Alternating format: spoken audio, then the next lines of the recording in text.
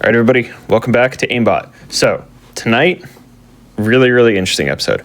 So some of you know, one of the things that really kickstarted me into speedrunning was Borderlands 2. And I spent a lot of time running that game, a lot of time figuring out strats for it. And so when Borderlands 3 came out, I said, yeah, okay, I'll take a look at this run. I'll give it a try. And so my co-op partner, Shockwave, and I tried to run. And it was 8 hours. And so I thought, all right, this is going to be a problem. And we tried to look for a few things and couldn't really find anything. So we kind of left it alone after that. But then this guy, Deceptix, came in with a bunch of other people, and he's absolutely torn the game apart. It's down to 3 hours now, which is ridiculous. That's genuinely not anything we had ever expected. We thought it would go down to like maybe 5 at the time.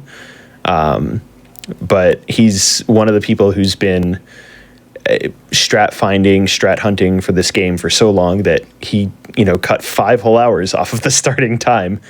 And he's also gone to like other games, done Borderlands 2, Borderlands 3, or TPS, Wonderlands, that kind of stuff. So I'm just really excited to have him here. So without further ado, Deceptix, take it away with Borderlands 3. Thank you, Amy. Hello, everyone. Welcome to Borderlands 3. I will be running any % speedrun mod. And today I'm joined with Apple, if you want to say hello. Hey. But yeah, this is a modded run. Just a little heads up. It doesn't affect, I guess it does affect a lot of the run, but we will get to like the kind of the nitty gritty, what the mod does as we continue through. So you want to hear a story, huh? But yeah. Tale of adventure. Feel free to give us a countdown whenever you're ready. Yeah, time will start when we pick up the echo from Claptrap, which will be in about 15-ish seconds. So yeah, the character we're playing is Zane. He is the fastest character for this game, which is quite hilarious, saying that he was actually the worst when this game launched and the run was 8 hours long. Gearbox made some, I would like to call them questionable buffs throughout the lifespan of the game and completely changed the meta when it came to speedrunning. But yeah, timer will start in 3, 2, 1, go. So a little bit about the mod. It does delete the audio files, so there will be no dialogue throughout the run. But while that may sound like a bad thing, it's actually a really good thing. While this game has progressed to get shorter, there is still a lot of dialogue throughout the entirety of it. So when it comes to figuring out how to go faster, the best way to skip said dialogue is to save quit, which then adds a lot of real time. Just to put it into perspective, normal 80% is about 2 hours and 40-ish minutes, and real time is upwards of 4 hours. So you spend a lot of time just sitting in the main menu, load screens. And just by deleting the dialogue files, we can cut the real time down from over an hour to like 20 minutes, which is huge when it comes to replayability. Another thing the mod also does is... well, we were doing that anyway. Yeah. We figured yeah. we might as well remove some of the RNG and make the run more consistent. Yeah, so there will be a couple things throughout the run that I'll point out when we get to them that were like the changes of the RNG and such. But yeah, just like all the other Borderlands games, we of course have to start off waiting for Claptrap to move. Thankfully, we don't have to listen to him talk, but we still need to wait for him to, I guess, roll everywhere.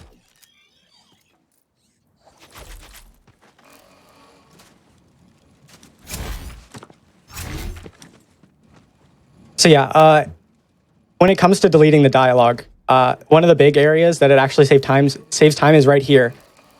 This spot, or getting to here, used to take about like 4 minutes with dialogue. Without, that took about maybe 2. So it saves just a lot of time throughout the run. So coming up here, I will be doing my first piece of combat. Right there, I disabled a New Game Plus stat, which obviously wouldn't be allowed. Yeah, shooting the chest unlocks it, and then we start with our first piece of combat, which also gives us our second gun, which then I can talk about pretty much the like huge glitch that broke this game open and lowering the time by as much as it did. Swap reloading. For some reason, if you aim down sights and then continue to hold ADS and swap away and back from your gun really quickly, it reloads it, which allows us to skip pretty much any reload animation in the game, which, as you can probably tell, will save a lot of time throughout the entirety of the run.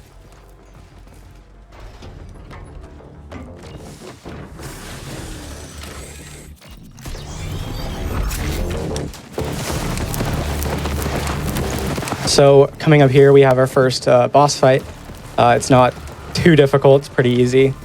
I'm gonna lead him into a certain position so that I can actually kick a barrel into him to do some bonus damage. If he can not go that way, never mind, I'll just shoot it. It's fine, it works. But yeah. From there, we're actually gonna pick up the gun that he drops. Normally, he'd have a chance to drop one of two manufacturers. The mod changes it so that we always get Jacobs. Jacobs is the best manufacturer for this run for a variety of different reasons. We'll go over those as they come up. Mainly just because of swap reloading. Yeah, swap reloading kind of like ruins the balance of Jacobs guns. Jacobs guns have high base damage, and most of them have really low magazine sizes. So they balanced the high damage around the fact that you would have to reload them every single time. But without needing to reload, you can see just having high base damages whenever we want is really good.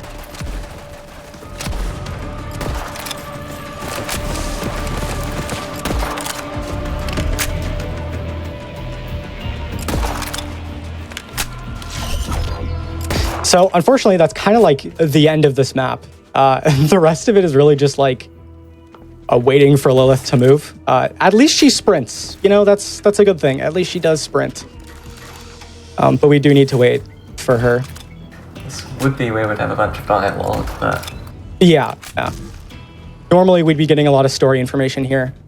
But let's just lost the vault map, which if you played BL2, you'd know that it was the vault map showed maps of where the other vaults are located throughout the galaxy. And so we're trying to get that back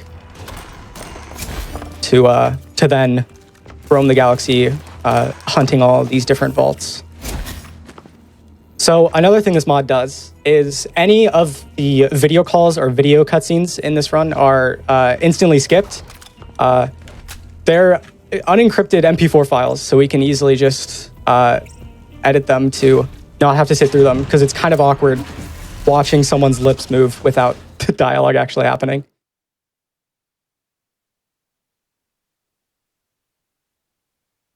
So yeah, from here, we are attempting to find the Sun Smasher Chief because he has the vault map, or at least we think he has the vault map. So that's pretty much our goal right now, is just trying to get the vault key. So right here, I'm going to take a really small detour to grab this side quest. This side quest forces you to kill a very specific spawn in the area, but it also overlaps with a story quest that has you kill in the same area. So I'll point it out when it happens, but by grabbing that quest, we do not need to worry about killing a giant set of enemies that would normally take like upwards of a minute and a half. And so we can just skip forward. A little bit of parkour there. Yeah. There's a few skips like that through the game. Yeah, mantling really helped us find a couple skips. There's going to be a lot of broken stuff with mantling later on. But yeah, just like the extra parkour that Gearbox added to Borderlands 3 compared to the other games. Just kind of broke it open.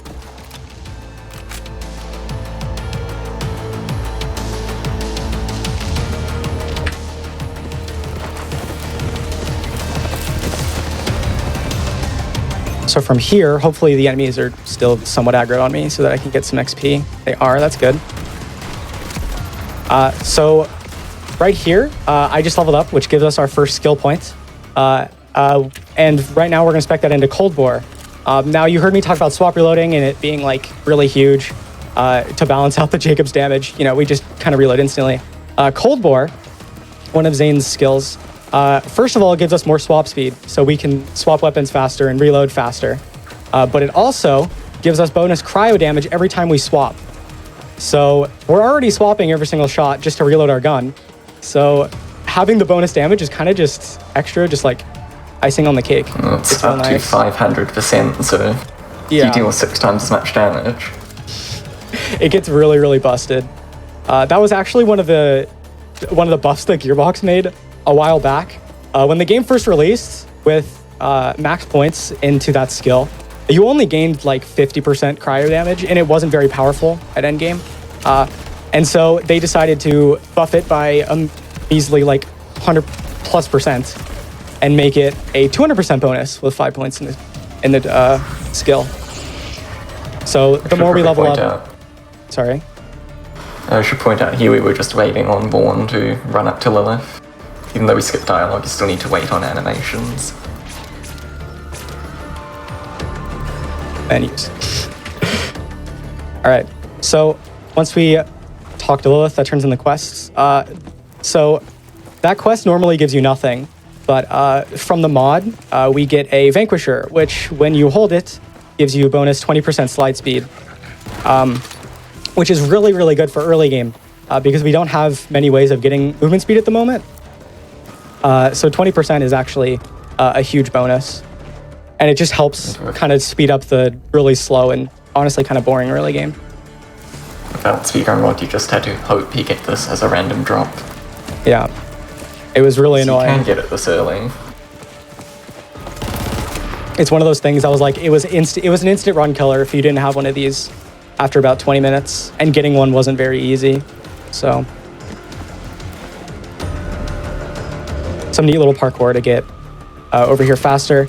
And here we need to hijack a car. Car AI in this game isn't very kind, as I say that. Most of the time, the cars just kind of drive away from you. Apparently, they're really scared of Zane being on his feet. So they don't like us. But I actually got really lucky there. And he decided to try and run me over, which didn't work.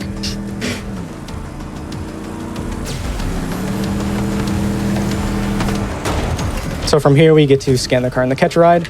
And then instead of continuing here, we're actually going to grab a side quest. And then this side quest will spawn a mini boss, which will give us the first upgrade to our shotgun in the run.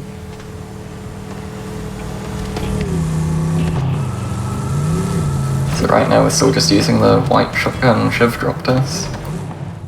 Yeah, which is really good, but you know, we can do a little bit better. Just a little bit.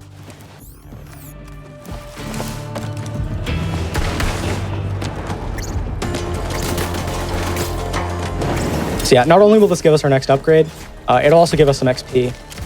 But you can see that Cold Bore starts to really take its effect here if he wants to sit still. There we go.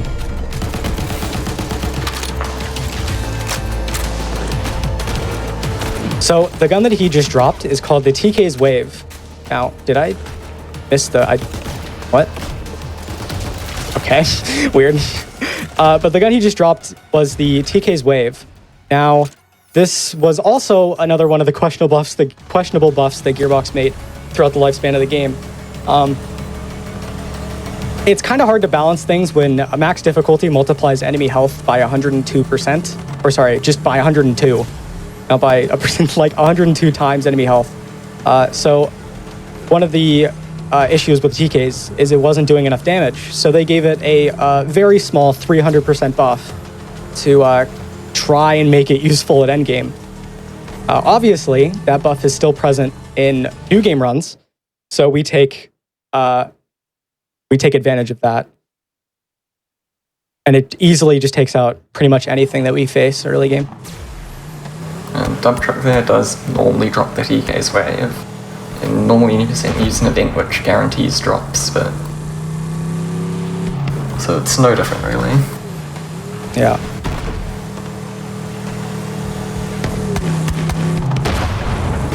So from here, we're going to meet our next boss, Mouthpiece, who we found out through the Sunsmasher Chief actually has the vault map. So we're going to go collect it from him. A couple minutes ago, you might have seen me spec another skill point. That was into a skill called Violent Speed. which after getting a kill boosts your movement speed by, I think it's 4% per point. Correct me if I'm wrong, Apple. I'll have to double check. But we use that. That's pretty much like our main movement speed throughout the beginning of the run, is just killing enemies for it. And you might have seen me kill my car right there, because killing your car actually gives you your kill skills. So by killing my car there, I actually gained the movement speed bonus from violent speed.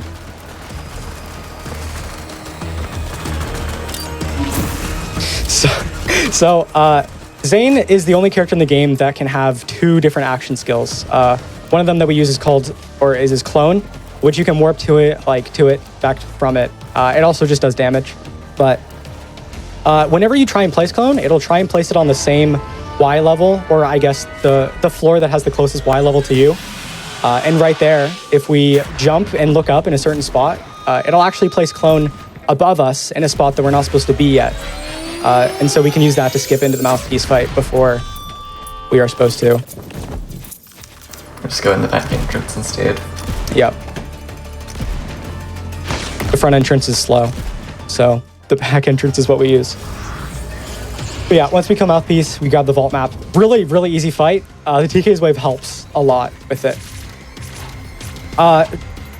Thinking about it, the first weapon in the game that we got did 8 damage per pellet and had 7 pellets, so it was 8 by 7. The TK's wave is like 60 by 8. It's just the damage increase from getting the TK's wave compared to the first gun we got is pretty insane.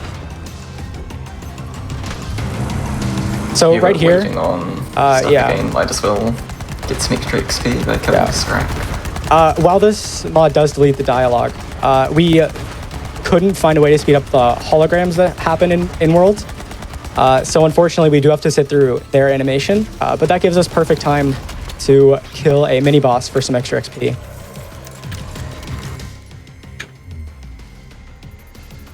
And then from here, we go back to the droughts. One thing this game added was the ability to fast travel anywhere from your menu, which is really nice because you can just fast travel anywhere, whenever, wherever you want, instead of having to be at a designated fast travel.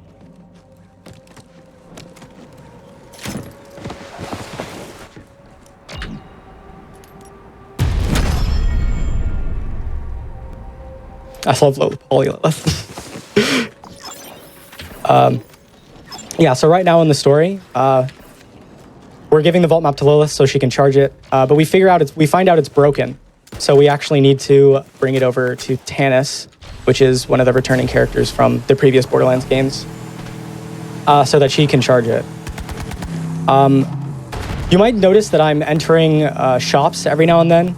I'm looking for 2 very specific shields.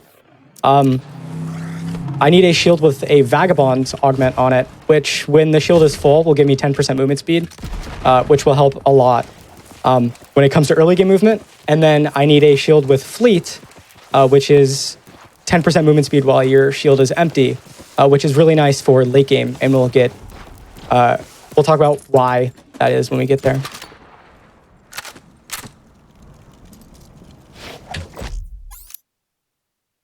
So right here, after giving the map to Tannis, we kind of have to wade through a long animation of her attempting to charge it. We learned that it's actually broken and she can't do anything about it either. But by save quitting there, it just skips those animations and allows us to do this piece of combat right away. So if this were normal 80%, just imagine having done that like 20 more times already. Yeah. We would have already been save quitting loads even. way too many times.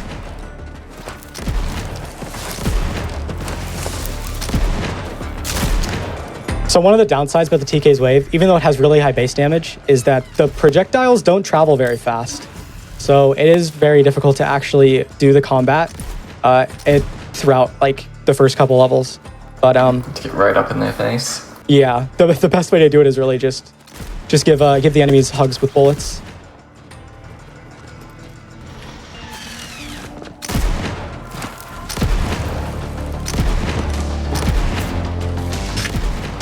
Enemies also really like to dodge the projectiles as they fly in the air.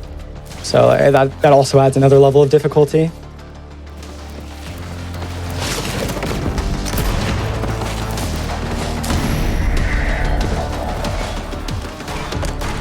is some really bad RNG.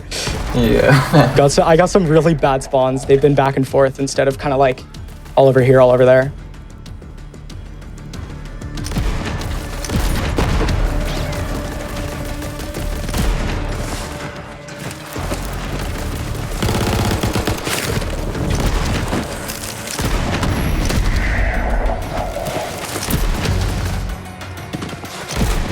There we go. So once we finish the combat, we're going to fast travel to the droughts to get a car to go to the next objective.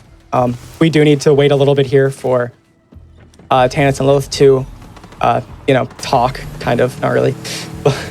But yeah, so that gives us time to get a car and then drive over there, which would be faster than running from where we were to the next objective.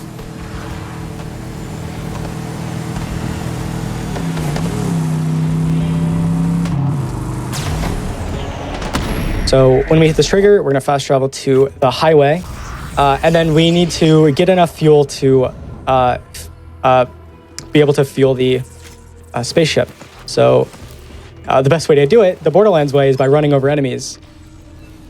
And controlling cars in this game is not very easy or fun in the slightest. So actually getting the correct spawns you want and trying to work around.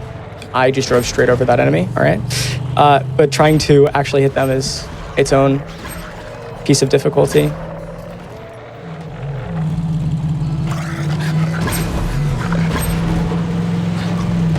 And then directly after the last one, we're gonna do a little car ramp that I can hopefully hit first try. But instead of driving all the way around, we instead carefully go over this cliff, nice, and take the backwards way of the ramp.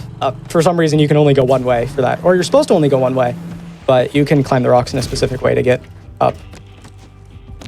Some more mantle skips right there, which skips us having to run all the way around like a flight of stairs, pretty slow. And then after grabbing the astronav, this save quit will put us back at the fast travel again, which will bring us closer to the next place we need to be.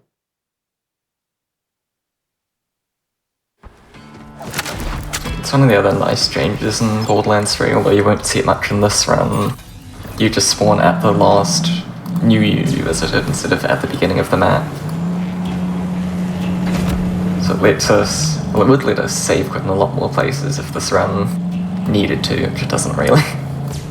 Yeah, that was actually, it was a blessing and a curse, because we don't have to sit through dialogue, but instead we have to sit through loading screens, which, depending on who you are, you could prefer one or the other.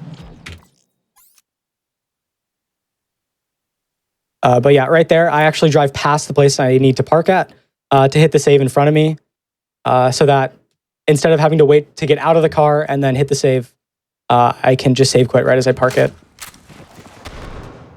And then coming up, we have another instance of a clone jump.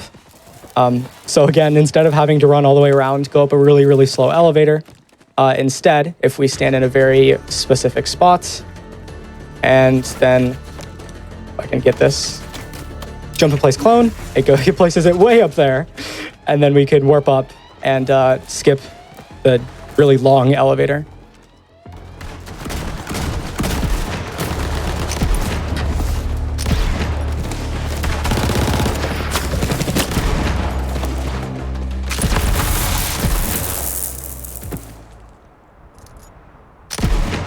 So one thing that's really cool about Borderlands 3 that I think is like a little different than any of the other Borderlands games is the spawns for story quests are kind of like, they're kind of fixed in a certain way. So it's not just like a guessing game everywhere. A lot of the time you can figure out where the next spawn is going to be and kind of predict based off where you are.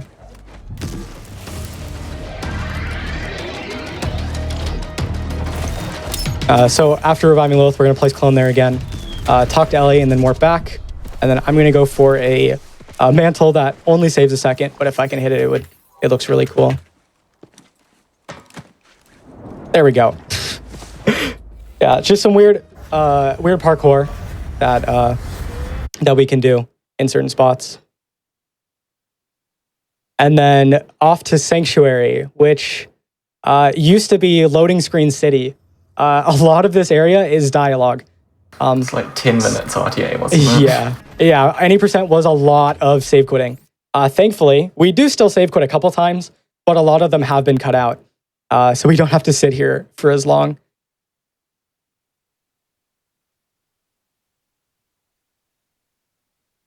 So here in the story, we are trying to get Sanctuary ready to fly and explore other planets. So right now we are just checking in on everyone. Right here, I'm actually going to grab a quest for Borderlands Science. I'll come back and do that later, but just be known that I did grab the quest. And then here, I'm going to grab some shotgun SDUs. I don't have enough money. That's awkward. I'm going to buy 2 shotgun SDUs, which will give me more ammo that I can use. So I don't have to worry about conserving it that much anymore.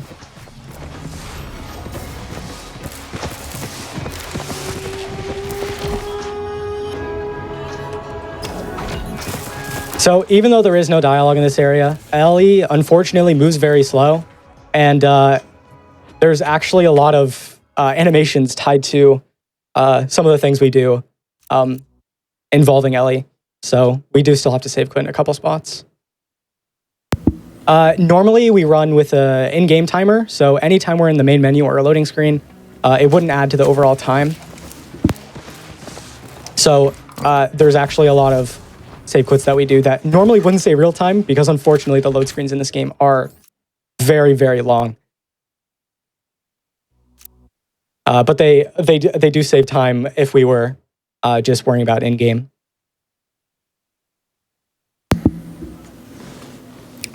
If you've got a couple seconds here, can I make a couple announcements while we're going through this? Yeah, go ahead. All right.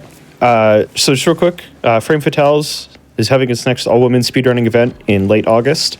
Game and volunteer submissions open May 9th. Go to gamesdonequick.com/framefatales for more info. And SGDQ 2022 remote volunteer applications are coming up. If you want to help with that, go to gamesdonequick.com. And registration is open until May 23rd. And Deceptix, I think we're going to see you there, right? We might actually, yeah. I might be there. Yeah. Deceptix is running Borderlands 2 geared any percent, which if you haven't seen a geared run before, that's an absolute trip. I definitely encourage people to like stick around for that. Yeah, the geared run for Borderlands 2 is really cool. It's really mechanically involved. Yeah, it's off the wall. Yep. And if people are watching this run, checking it out on YouTube, and you want to see it live, go to twitch.tv/gamesdonequick. Most weeknights at 7 p.m. Eastern and weekends at 1 p.m. Eastern. And then obviously if you're watching it on Twitch and you want to see this run, or if you want to see the Metro Dread randomizer that just happened, go to youtube.com/gamesdonequick, and then you can check it out there.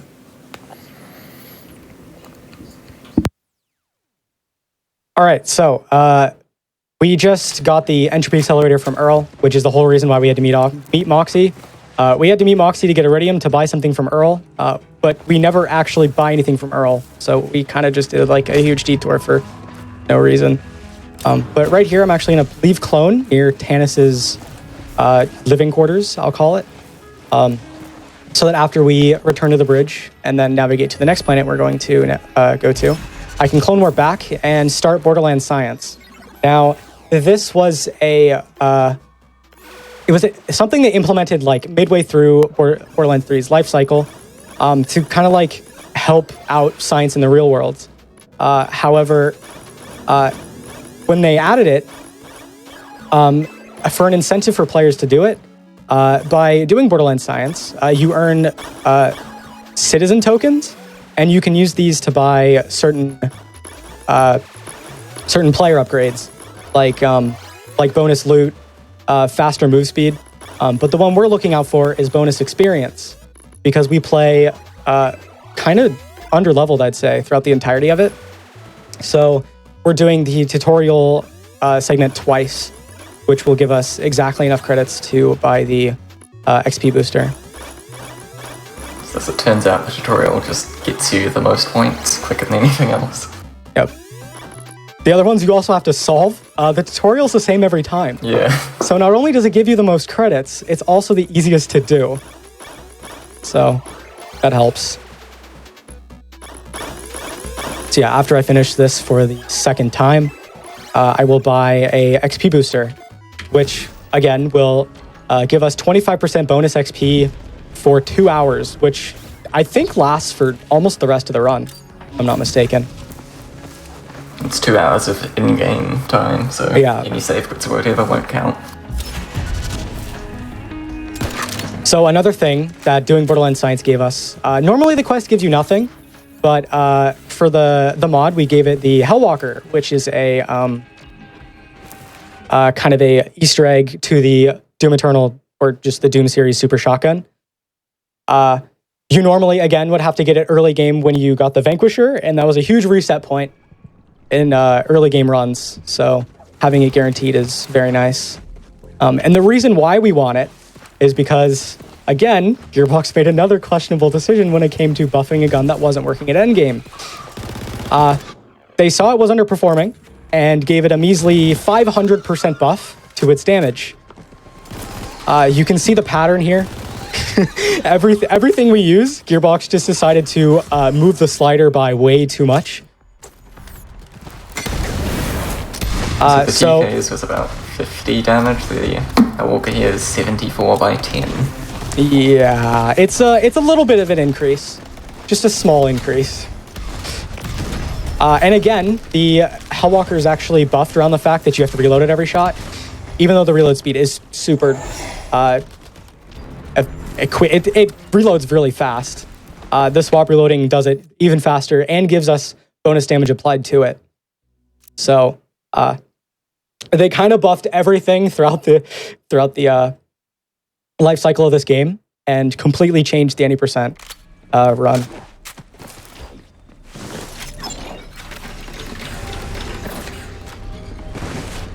For example, every other Borderlands game in the series runs down-patched because they have patched out some of the glitches. This is the only game where we play on current or close to because they slowly made the run faster instead of slowly making it slower. So right here, I'm going to do another crew challenge, which will be sabotaging a radio, which will give us some more XP, because we need to hit level 10 by the end of the next map for something that, for an item that we need to be able to do the rest of the run.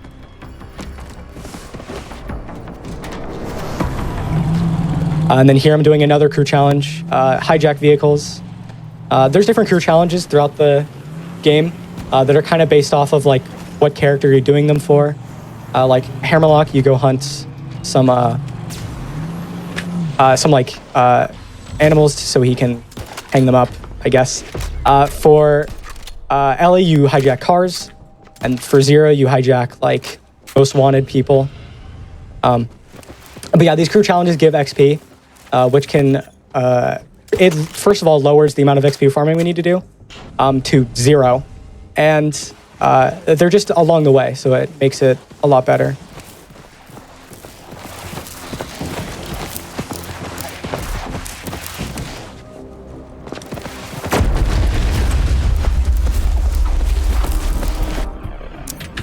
So right now I'm just really continuing to spec into violent speed. Because we just got the Hellwalker, we don't really need more damage from Cold Bore. So that's not really the priority. The priority right now is getting just more move speed.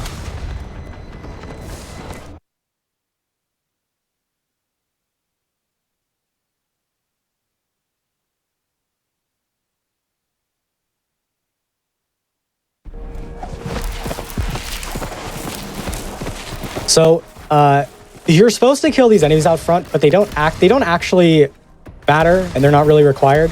However, they are very easy to kill, and they give us some XP. So we might as well, as we pass them, just kind of snipe a couple. We are using a shotgun, but the accuracy on it is actually really good. The balancing, again, kind of questionable. They gave a gun super high damage, super quick reload. Really good accuracy. I can keep going on and on. And killing enemies like that is also giving a move speed, so... Yeah. Just a win-win.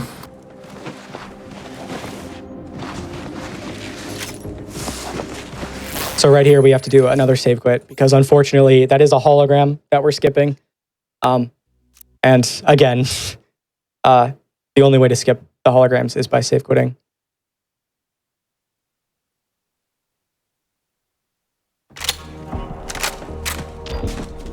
And then coming up here, Lorelai's going to give us a new car, a new type of vehicle. It's a monowheel, which is actually the fastest car in the game. And it's what we'll be using for the rest of it. But right there, the first time you get a car, there's like a really slow animation of the door opening and then a bridge connecting, which can be skipped by spawning a car and then save quitting. So now the bridge is already down. And then just go over the bridge, but we don't have the stuff for that yet. Yeah. And then before we go to the main story, we are going to take a little detour again to grab some more crew challenges. Again, just to get some bonus XP.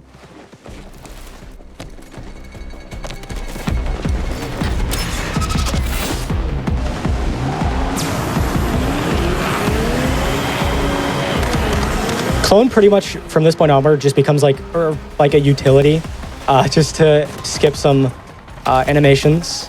They, for some reason, added in later patches that when you fast travel to your car, you have to sit through a 4-second blue tunnel, which, 4 seconds is a long time. So instead of, fast traveling like normal, we can use a clone warp instead. And then this area is kind of the same. These enemies aren't required, but again, we do need some XP. So as we run through, I spend a little bit of extra time trying to kill everything. And then I guess here's another clone skip. Normally we wait for Zero to open this door, but instead we can just place clone on the other side of the wall, which teleports us to the other side, but it also teleports Zero to the other side, which allows us to do the next objective. Actually got some pretty good spawns here. When if you get far enough ahead, that just teleports NPCs for you. Pretty handy.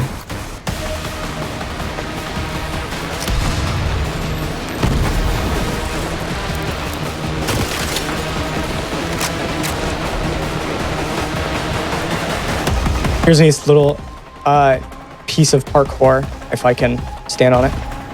You can actually jump up here. You're not supposed to be up here, but you can mantle to get up top. Step through the wall that doesn't exist. Yep.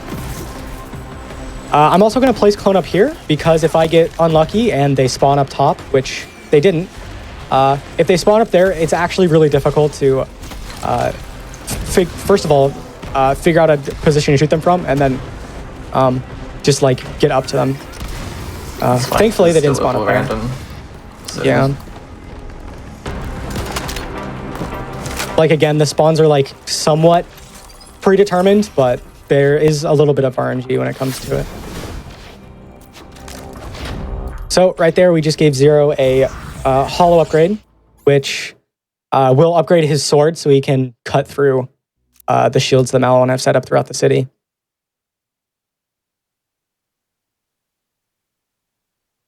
But yeah, again, we save quit there to just get more animations.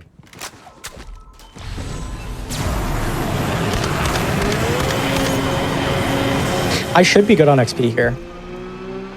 So I think I did my job correctly. Yeah. Hopefully we'll be fine. That was actually really good driving as well. Cars in this game are not very fun to drive, as I said earlier, especially around tight corners. Because if you get stuck on one thing, you just like come to a complete stop and you just get stuck and it's really hard to get out of it. That one's a pretty small gap too.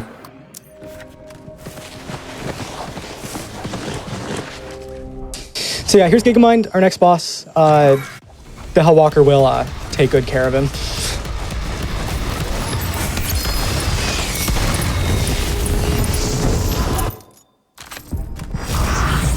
And then we grab the brain here. We don't actually care about that legendary, it's just for money. Yeah. Every other drop we get throughout this run is pretty much pointless.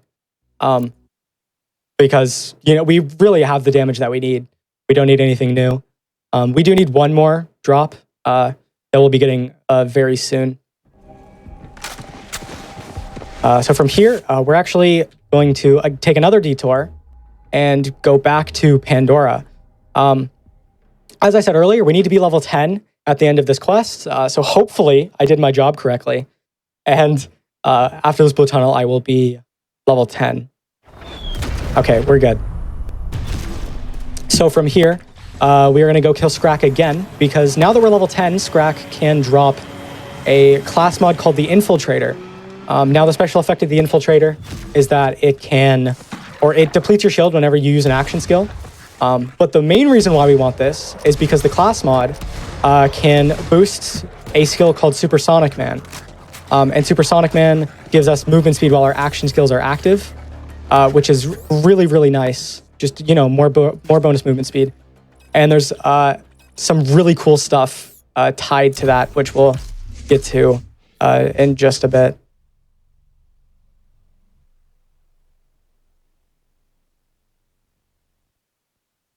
So yeah, I think that's the last actual full detour in this run. I think from here on out, we kind of just, it's kind of just a main story rush. But yeah, I swapped action skills. I got rid of Drone. Drone doesn't really help us anymore. It didn't really help us in the first place, but it was the best thing that we had. But now I'm using another action skill. It's called Cannon, and it's one of the DLC classes that we have. And there's a lot of broken stuff when it comes to the cannon, but it's mostly just really nice because we don't have to worry about having an action skill to get to either break our shield or just get stacks of Supersonic Man. We can alternatively just shoot cannon once. Another thing you might see me do. Yeah, you get 3 cannon charges, and if you shoot all 3, that means you get 2 stacks of Supersonic Man, which will become very important later on. But another thing you might see me do is open and close my inventory kind of sporadically. So I know what I talked about, or when it comes to giving you the effects of the Infiltrator, it only checks when you start deploying the action skill. So if I start to deploy Clone, and then instantly cancel the deploy by entering a menu, then it will actually cancel it, but still give me the effects of the Infiltrator. So every now and then you might see that. You should just 20 out of cannons to use, because it's easier.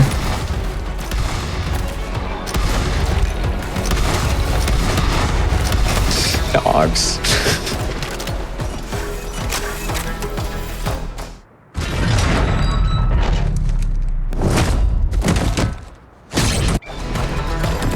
So here's Maya.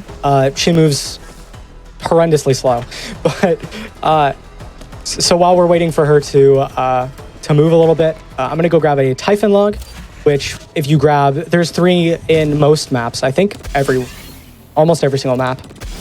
If you grab all 3, you get an XP boost. So we'll be grabbing those throughout the map. But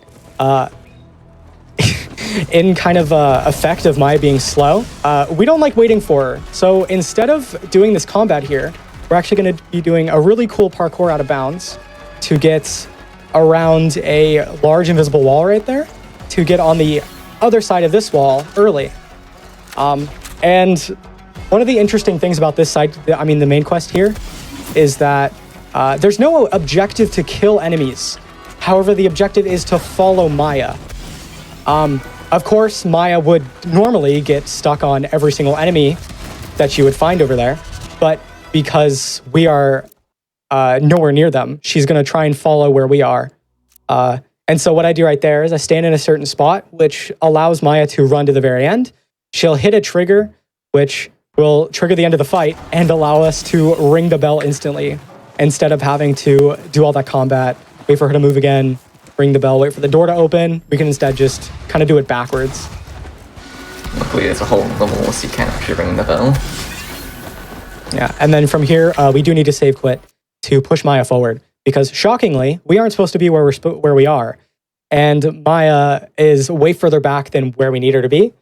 So this save quit pushes her forward. It also despawns the enemies down there, because again, this is a follow trigger. It's a follow objective, not a kill enemies.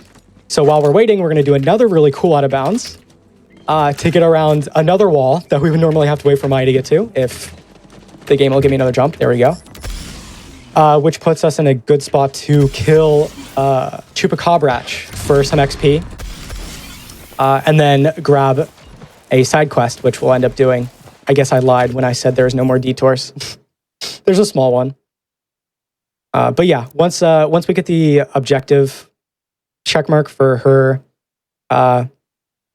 or for our follow, we definitely followed her. Trust me. We can save quit and then ring the bell. And then from here, because we save quit, Chupacabra is back, so we can kill them for some more XP. And then we will start the side quest that I grabbed earlier. Point out that the guaranteed legendary there is part of speedrun mod again, but we don't need it. Not even for money this time. Yeah, there's no point in checking Chupa's loot because it's really just slow. It's 2 grenades and we don't want either. Yep. Zane sacrifices his grenade slot to have 2 action skills, so grenades help us 0. They don't help us at all. But yeah, we're doing this side quest here and making sure to complete the optional objective because for some reason this quest gives a lot of XP.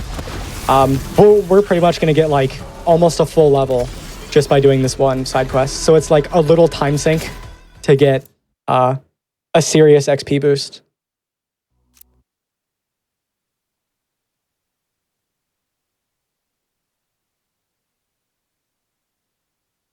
So again, we save quit. The quest turns in and we gained almost a level of XP. It's pretty crazy. So yeah, from here, now we continue the story. And we are going to meet Ava, who, shocking, moves slow. So while we're waiting for her to move, we're going to go kill Chupacabra again, just to get a little bit more XP. All these mini bosses, they give more than regular enemies, so Yeah. better to go for them. Oh, I didn't talk to her. Awkward. Okay, now we have to wait for her. But yeah, right there, I can just grab the loot because normally I'd be waiting for her to open up the gate. So there's no reason to not just grab the extra stuff that drops for money.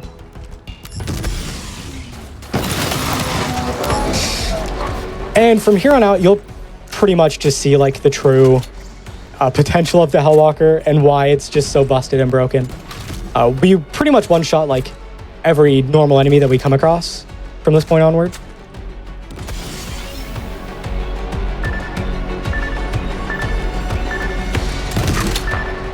So we have to wait for Ava to open the tomb. And then coming up, we have a really interesting skip. So again, the objective is to follow Ava.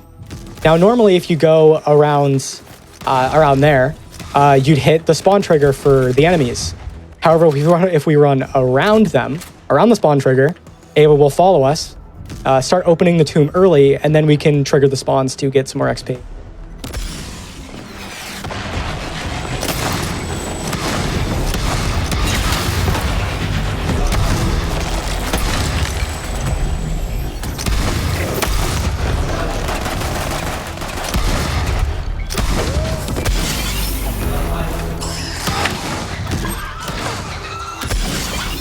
Yeah. Okay.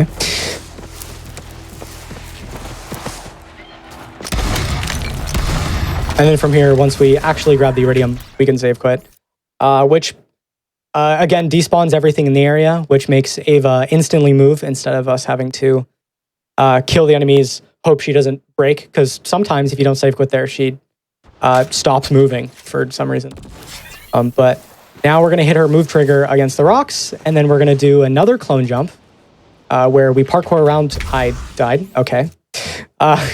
You parkour around the wall, grab the rock, and then you can place clone back up on the bridge, which again gets us around the door that we normally have to wait for Ava to come open. Hopefully I can get it this time. You can also try to go over the wall instead, but that requires switching to grenades. Yeah. Which is slow. So got it there. Place clone, clone warp back up. And then we actually cannot move too far forward because while this is a follow, or Ava's trying to follow us, if we move too far away, we are outside of her range. And so she doesn't know what to do because she's lost in her own map. So we won't move past this point until the quest objective ticks off. And then when it does, we can move forward. Hitting level 13 gives us the point to grab C in red, which activates all of our kill skills when using an action skill, which is really useful because we have cannon. So every time we use cannon, we gain a stack of violent speed, which gives us more movement speed.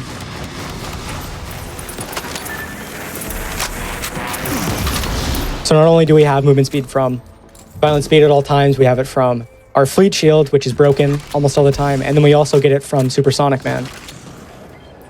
So using an action skill breaks our shield for fleet and gives us the others. It's just all adds together very well. Yeah. So right here, grab the last Typhon log, which will give us some XP, and then unfortunately we do just have to wait for Maya to walk. So we'll be here for a little bit.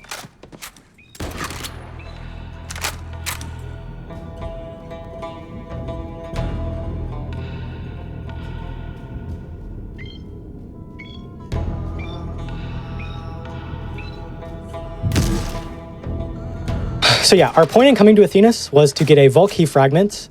We need 3 fragments to get to put together to get the main Vault Key to then open up the vault on Promethea.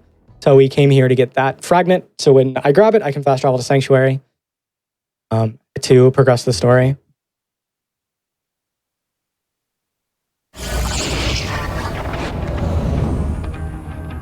So from here, we are going to give the Vault Key fragment to Tanis, as we do with every other Vault Key fragment that we collect throughout the game. It gets slightly annoying, but oh well. And then from here, we are going to go to Metroplex so that we can go to our next map in the run, Skywell, which is really cool. It's a low gravity map, which makes movement around it kind of difficult, but it also allows for some pretty cool movement just throughout the entirety of it.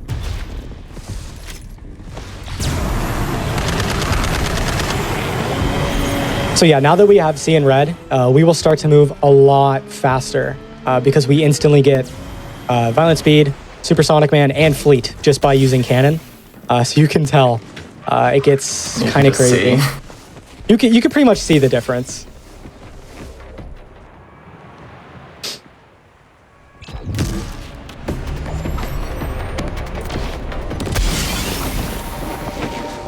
We get to meet our new friend Reese here, who has a very, very good looking mustache. Very good looking mustache. And then he gives us a hacking device that we can use to enter Skywell. So from here, you can tell the gravity is a little bit different than what we're used to. So it allows us to go over a couple gaps that we normally wouldn't be able to. But it also makes our life a little bit difficult because staying on the floor is usually what's best because we can slide. And then holding the Vanquisher gives us more slide speed.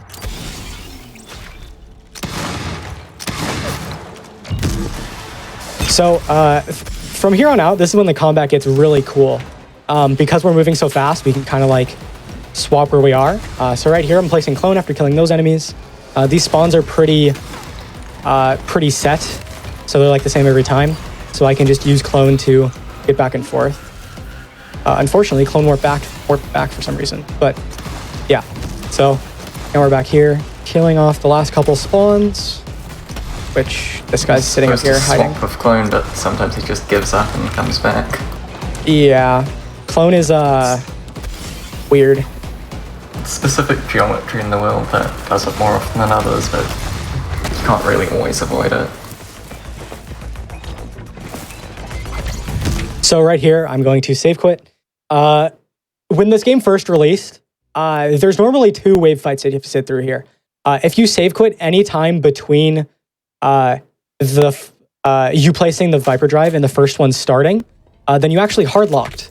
So to combat this, they made the first wave fight optional. So if we save quit after we get the objective for defeat security, it'll push it forward to the second defeat security. Just, saves us a little bit of mobbing. Although it's not difficult, it's a lot of time save. A lot of this run is just having good combat, which is one reason why I actually really enjoy this speed game.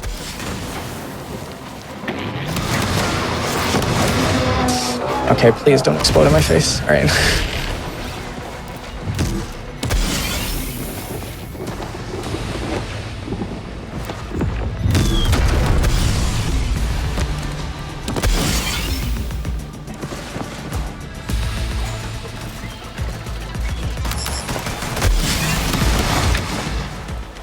So again, we're gonna grab another crew challenge up here. We're gonna grab a Claptrap part. So Claptrap can build a new best friend. Unfortunately, he will never receive those parts, but we receive the XP. So honestly, a win-win situation. Less Claptrap, more XP. Honestly, I'll take it.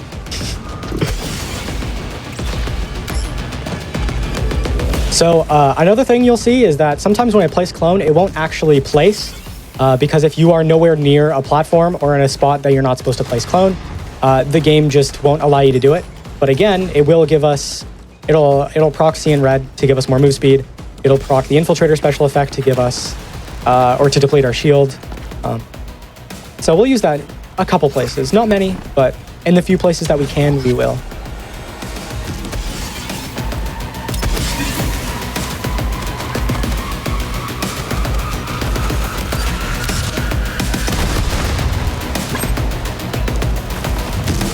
One thing that's a little dangerous about this build is, since our shield's down all the time, you're just relying on health. And yeah, I was waiting for that. I thought I could get lucky. Maybe. Later we do deal with it, but right now some areas can get a bit dicey. Yeah. A lot of the time it's not too bad, but through most of the early levels, it's pretty difficult to stay alive.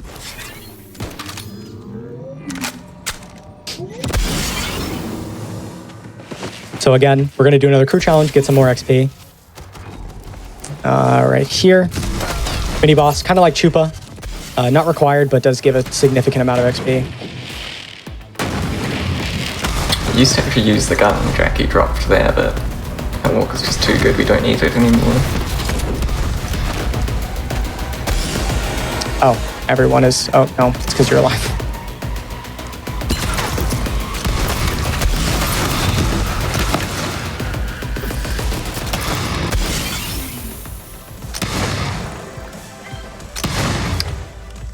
Oh, there was another one. I was like, wait, did you not die? All right.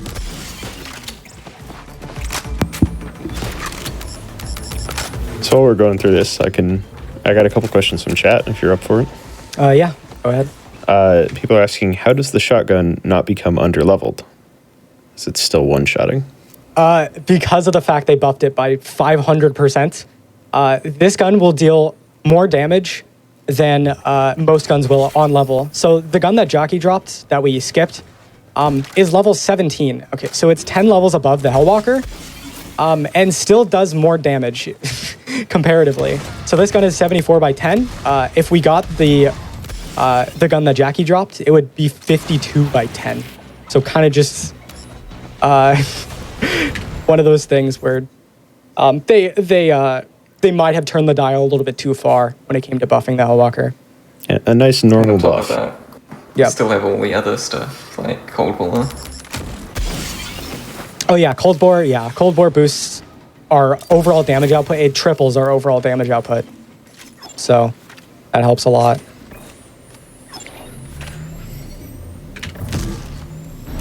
Yeah, and then someone asked this a little bit earlier, but Marathon Man stacking, they haven't missed that yet, right? They have not. That is coming up very shortly. Supersonic Man. Sorry, not Marathon Man.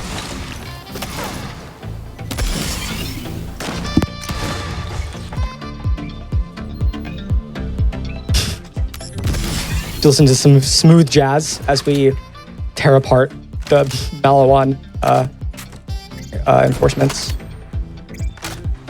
So the good things about speedrun mode, in any percent you need to quit past this music and it sucks. Yeah, you normally save quit between the two, the kill objectives, but because there's no dialogue, we don't have to do that. Same thing here. No dialogue, the laser shoots prematurely. Normally, it's supposed to travel a lot longer to shoot another thing, but it just shoots off into space.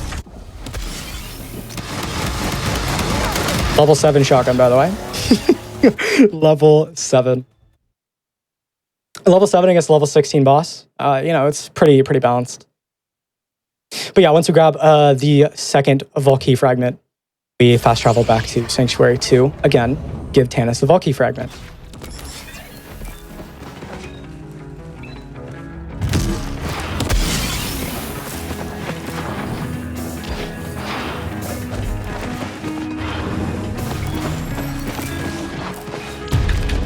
And then right here is the last save quit for probably the next hour and a half.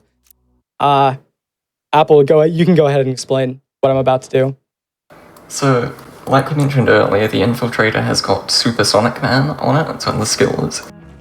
And Supersonic Man gives move speed when action skills are active. But since your cannon is a single time burst, it is never active, so instead they made it give move speed while your cannon's on cooldown. So what the set's doing is he's using up his cannon charges to go on cooldown, then respecking to give it back without recharging them. And each time he does that, it's just giving him another stack of Supersonic Man, which is never going to go away. And it's 4% per stack per point, and the comp should have 3 points on it. Yeah, so each stack is giving us stacks right now.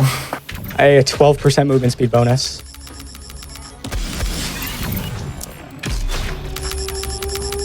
So we're just going to do this for a bit and have most of the move speed we want for the rest of the run.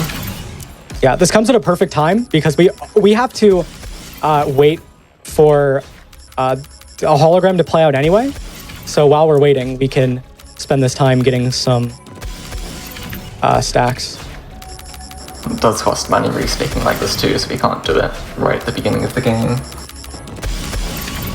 So one thing that this game added compared to the other Borderlands games is respecking always takes 10% of your money. In other games, there was a set cost, and if you couldn't reach that cost, then you were kind of out of luck. But fortunately, we can actually just respec infinitely because of that. So we can just get as many stacks as we want. So right here, we get up to 40 of them, and then we can progress the story. So as you're about to see, I'm about to start moving only slightly faster than what I was previously. Only slightly. Just a bit. So cars are kind of slow because we are the car now. So now that we have a massive movement speed bonus, we kind of just traverse the maps on our own.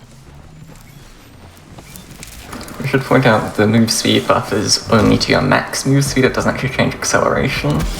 And normally you don't really notice that, but with this many stacks.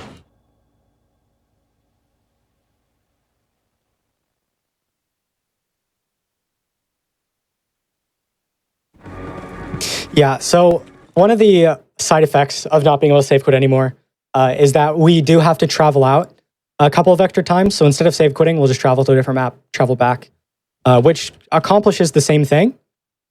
But it can sometimes be slower. You know, sometimes they're just extra loads. The stacks. Yeah, so we can't save quit for a lot of this run because we would lose the stacks. It's good that we don't need to, because all the dialogue's gone. Yeah, if the dialogue was still here, this wouldn't be possible. Yeah, again, the super speed is not part of the mod, but it's usable in runs because of the mod and because of It's a lot more consistent to get this out. Yeah, and there's no dialogue, so we don't have to worry about skipping it every 2 seconds.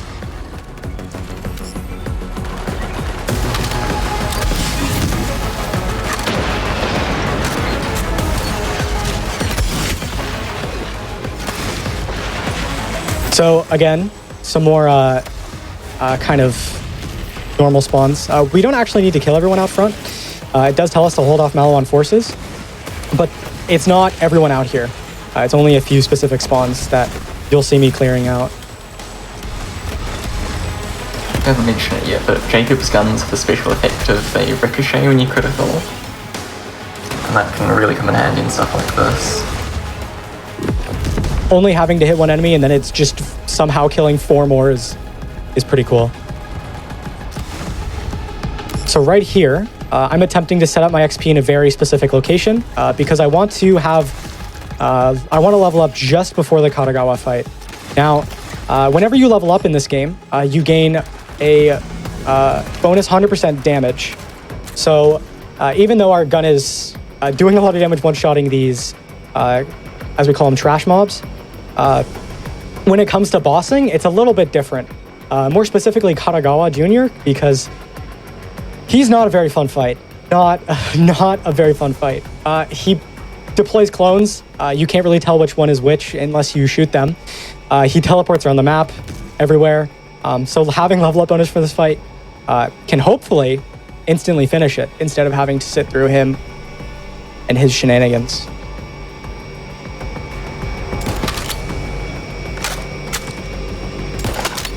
Normally this elevator ride wouldn't be as awkward and you'd be hearing dialogue, but you know, there's no dialogue, so it's just a long, very awkward elevator ride. So there's level up. So hopefully this fight will go quite well. I guess we'll find out.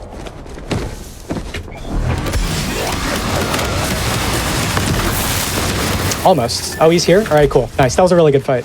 Really, really good fight. If he teleports away, it gets really problematic trying to figure out which one's him, trying to find him. So really happy that I got that done. Another thing you might notice is that before I level up, I'm going to try and make sure that I use all of my charges of cannon, because the same way that respecking gives your action skills back instantly, the same thing can be said for leveling up. So if I use all 3 of my charges of cannon and then level up, I gain 2 extra stacks. And we'll use that throughout the run to just gain more and more stacks of Supersonic Man. So we end up going even faster by the end of it.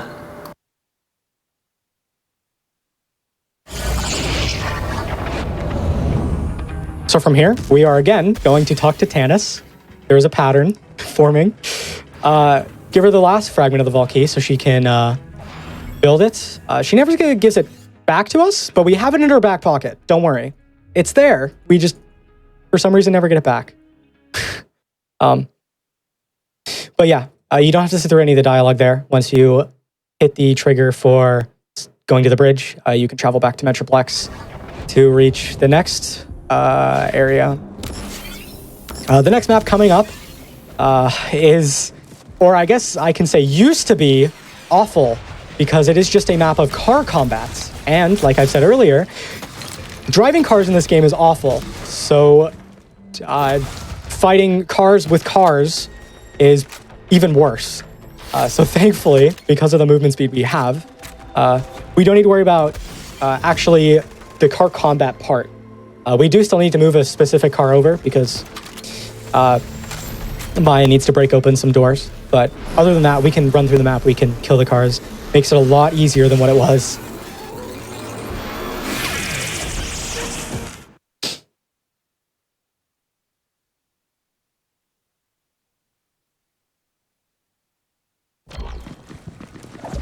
So once we talk to Maya, instead of waiting for the car, like I said, we can just run ahead and become the car ourselves. The mission car for this is a technical, which for some reason, Bandit Technicals are the slowest vehicle in the game, which is really weird because if you played Borderlands 2, Bandit Technicals were the fastest car in the game. So they kind of somehow went backwards. I don't know, but it does make it kind of annoying when it comes to driving these cars around because they're large, they're clunky, they're slow. Just overall, just really annoying.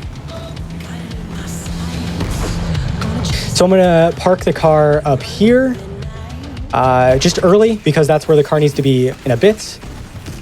Did the car just die? No. All right, we're fine. I need to park the car there for something later. So might as well do it while we're in the car already. Okay. So the Jacob's critical ricochet effect can actually kill friendly vehicles. So right there, I was trying to be really cautious to not have the ricocheting pellets kill the technical, because then I'd have to respawn it, redrive it all the way over here, and it's really slow. So again, since we're already in the car, we are going to park it at the very end and then leave clone behind so that when I finish clearing the mission vehicles, I can just warp back, get in the car, and be able to drive it instantly. There is a runaway vehicle. All right, we're fine.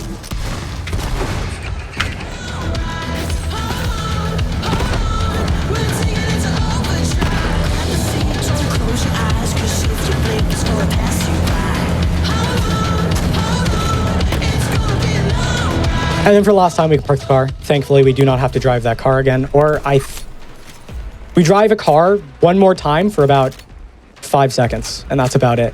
Thankfully, we're pretty much on foot for the rest of the run. But right here, we do have to wait for Maya to move. So right now is really just like killing enemies to get some more XP. Because we move so fast, we actually skip a lot of the enemies we would kill normally in the run, because it's just faster to run past them. So right here is a really good spot because we can just kill the enemies while we wait, catch up on a little bit of XP. Pretty much every piece of downtime we can will be doing this.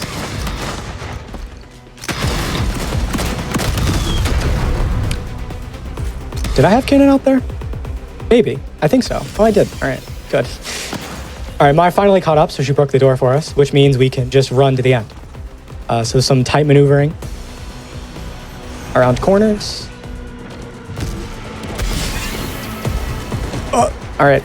Oh. So what I did... that for so long. Yeah, what I did right there is what we call an edge boost. If you slide on the very edge of a platform, sometimes it can just boost you out at a very high speed.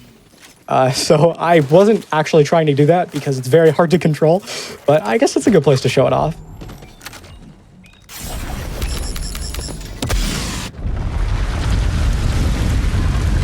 So Rampager is unfortunately a really, really boring boss fight. He's really easy to kill, but there are 2 immune phases, so we do have to, just kind of wait for him to get angry, go to the middle, do whatever this is, and then we just repeat the process. It is really just an unfortunate, boring fight. A lot of the boss fights end up becoming this, because we do a lot of damage, and if they have an immune phase, the only thing really slowing us down is that immune phase. So... In some bosses you can skip the immune phase, but Rampage is not one of them. Yep. So, we kind of just wait. It's a lot of waiting. We can have some fun running around, though.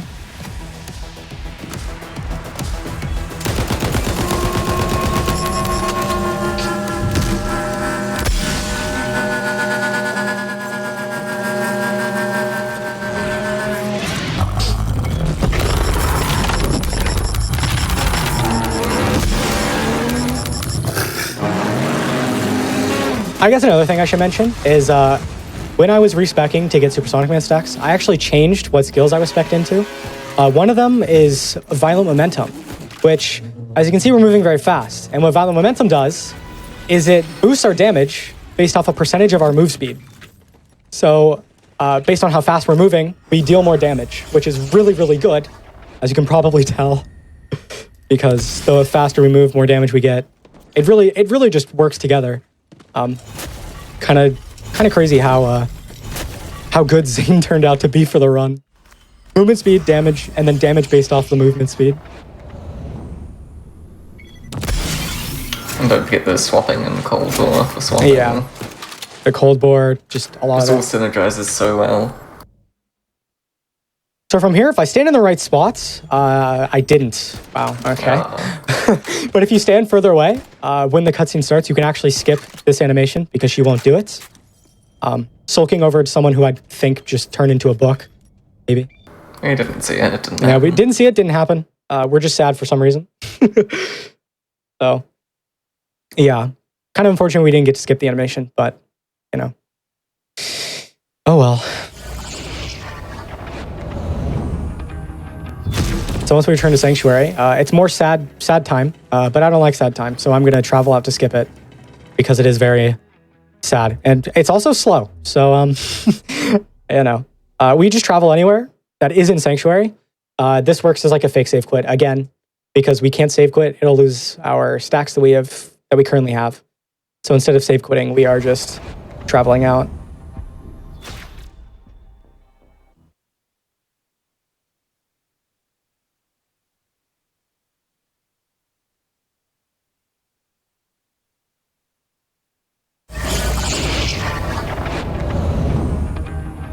All right, and then from here, we are going to navigate to the next planet, Eden 6, which is a love-hate relationship between a lot of the runners in this of this category. A lot of people love it, a lot of people hate it. It is home to some of the most difficult maps and the most difficult skips, but they're also the coolest skips in the run. So it's kind of just like, it's cool, it's bad, it's cool, it's bad, kind of a shuffle, but I really enjoy it. For reasons that we'll get to.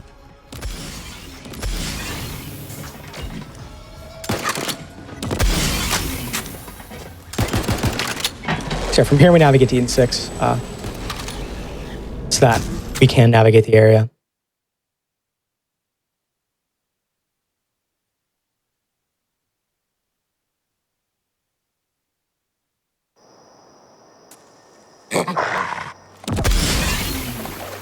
So from here, it's just some good movement. This area is very open, which is really nice. It's kind of a little break from all the tight close quarters of the other maps. We'll have some fun movement later too. Yep. So coming up here, skipping the enemies that don't matter. Kind of just getting around the area.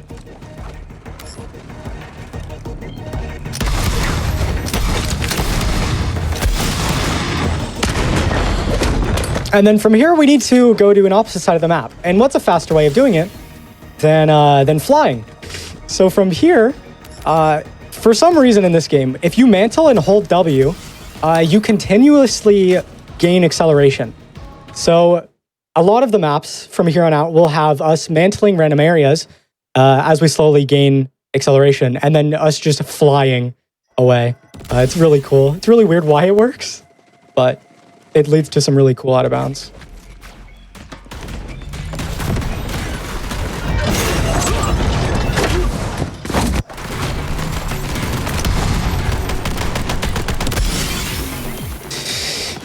The anvil is a tragedy. So when it comes to Eden 6, a lot of the maps are really fun. There's a lot of cool movements, just some cool out of bounds, cool skips.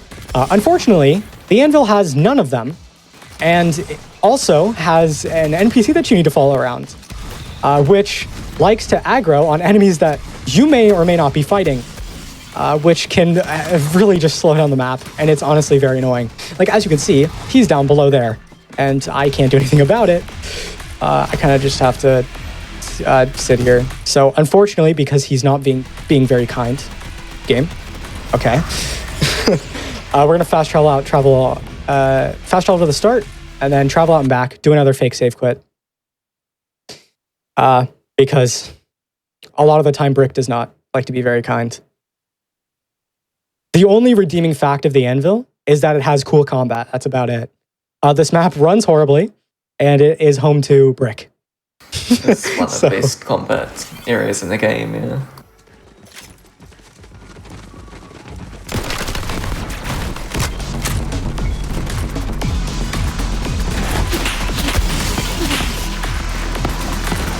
Oh, you're joking. This is a... Yeah? You want to do this again? Yeah? What?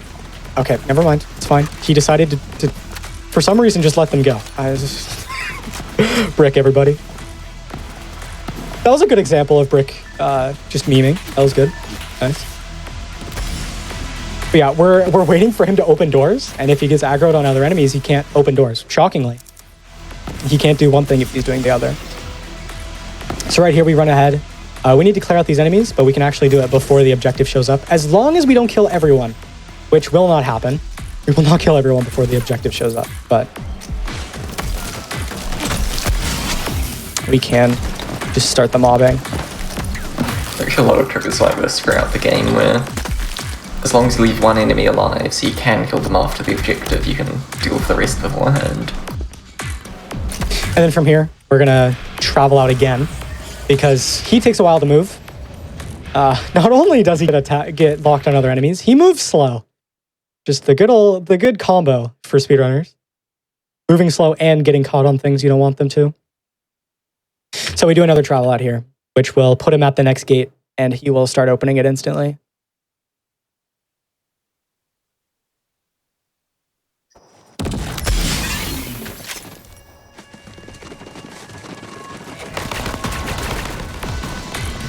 The travel outs are pretty nice though, because it allows us to buy ammo at the start. Because running out of ammo in this map is not very difficult to do so. Because there's so much combat and there are 2 weapon vendors, one being at the start and one after all of the combat. So it's kind of weird how they place them, but the travel outs are nice because it puts us where we need to be to buy ammo again.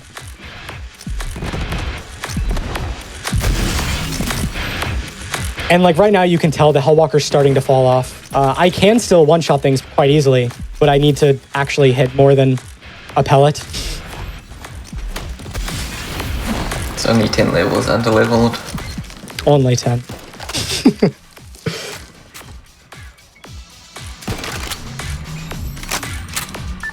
So thankfully, we're done with Brick. We don't need to worry about him anymore. We don't need to babysit him. It's the last door he needs to open.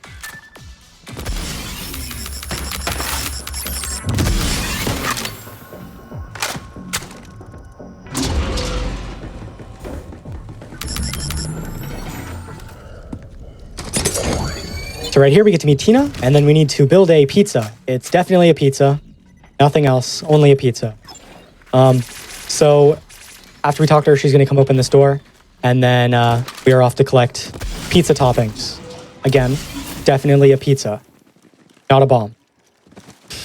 So we are off to collect those, which means we only need to kill a specific enemy here, and then the rest of it is just grab them. I placed clone back at Tina. And for those of you who have played this game, you might notice that my clone is lasting a lot longer than it should.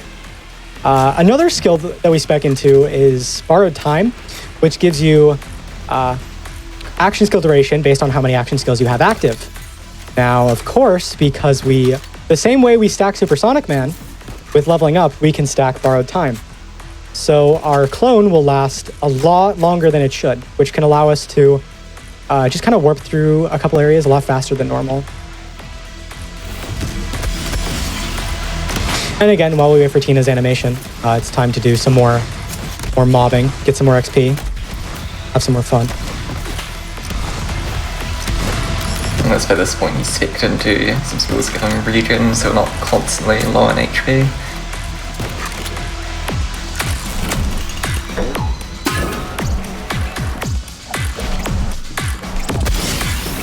All right, so now that we have collected the pizza, we now become the delivery driver. Again, we are a car, so we are technically a driver. But yeah, here we have some more mobbing, which again is mostly the same every time. So it's nice. That guy was zooming across that zip line. But we don't need to worry about like where the enemies are spawning, really, because I kind of know what's going on when they're going to be in certain spots.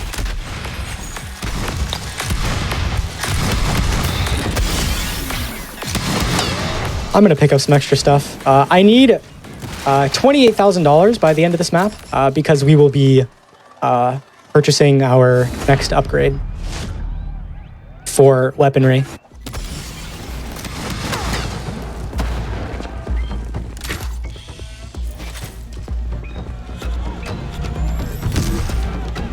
Gordon's a lot like Rampager, but he's even more immune phases. Yeah, but at least they're shorter.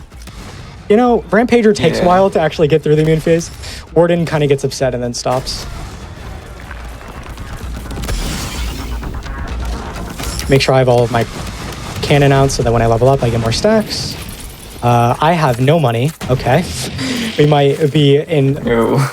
kind of a problem point. That was... I keep picking up customizations. This is awful. Get these out of my backpack. Okay. What are we at? 18K? We might be okay. Maybe. We might be fine. If not, we can just buy it at the end. It's not a big deal. It's a little bit of time loss. But, Yeah. you know, there's a chance that we have enough. Small chance. So while that work has been, it's been working well for 10 levels for us, but gonna get the next upgrade on the next map. So close. Oh, So close. I guess we're getting it at the end of the next map instead. Yep.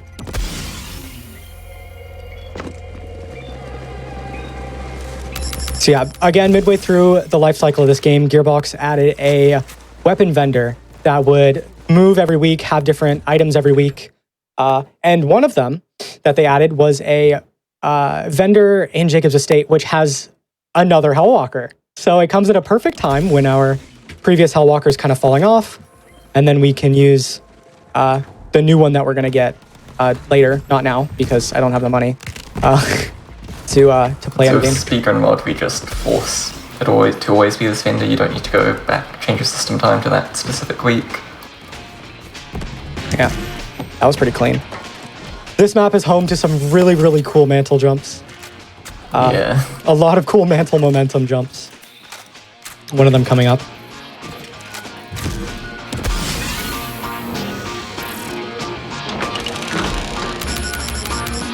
So one thing that's kind of like, I'd say, pretty normal when it comes to Borderlands games is that walls are normally just, you know, a suggestion. They're just there to like kind of stop you, but you know, they aren't supposed to. So this wall doesn't exist. So we mantle over here, grab another mantle spot, and then after that we can clone warp back in bounds, which will put us right at the end of the map, which is where the next objective is, which is the next boss fight. A really, really fast-paced out of bounds, but it's really cool. Skips a lot of running throughout the normal map. We just kind of make like the entire thing. we make like a straight line. It's pretty neat. So the U shape can be cut off the U. So from here we solve this really difficult puzzle. And then I'm going to actually get some stuff from him. Hopefully I have enough money now. I should. We should be okay on cash. Should have more than enough. More chests here should guarantee it. Yeah. Especially if that being blue. I'm not even gonna open the red chest. I'm that confident. Yeah, so I do need to backtrack to buy the gun because unfortunately I was bad at keeping money. So, okay. So right here. Cool. There we go. All right, new Hellwalker. We get that pretty soon, actually. We'll get it at level 21. Hellwalker. So, Level 21 Hellwalker. yep. We upgrade from a Hellwalker to a Hellwalker. So, yeah, from here, we just left Jacob's Estate, but I like it so much, we're just going to go right back. The map did some weird stuff right there. But yeah, this traveling to Jacob's Estate is actually, it puts us closer to the next spot we need to be than just running there, which is shocking that we move this fast. But it also allows us to buy ammo there because we're coming up to another like huge heavy mobbing section. So the travel right here puts us, spits us out in Floodmore Basin again, right where we need to be.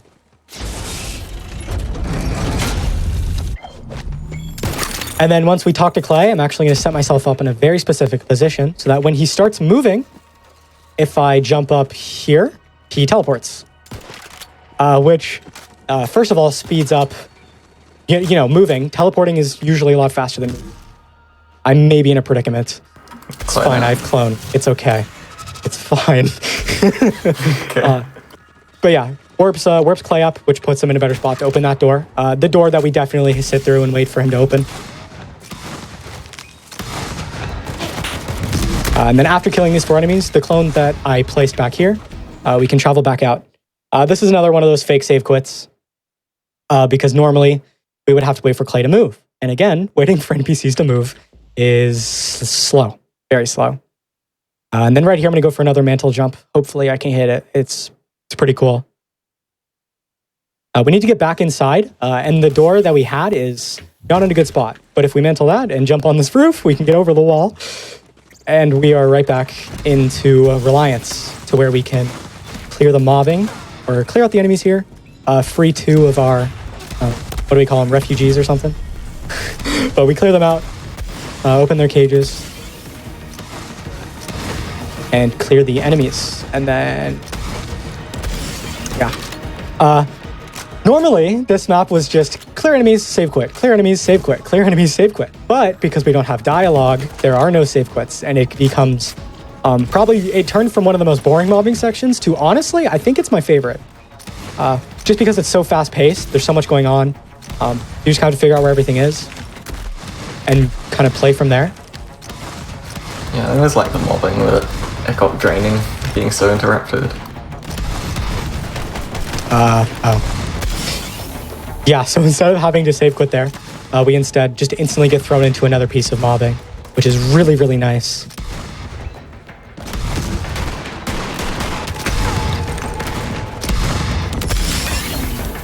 My ammo's not very good right now. It's fine. I might get some from something. Yeah, no, we're good. We're fine. Oh, they're over there. Cool. So we have one more mobbing section in this, and then we kill a very difficult enemy.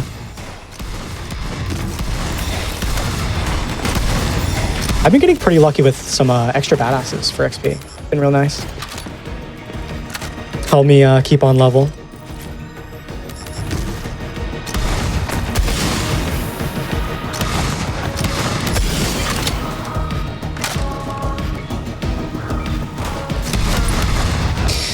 So that's the end of Reliance. And then now we're going to go save our Master Gunsmith, who helps us get a gun that is actually really bad, but otherwise. Don't even use it. Yeah. So what I'm going to do is place clone here. Remember that I have super long action skill duration, and this should last us long enough for when I'm done with this side of the map, I can then warp back to clone to put me on the other side of the map. It really only skips like a blue tunnel, which again is like 4 to 5 seconds, but blue tunnels are boring to sit through because they're very blue and very tunnel.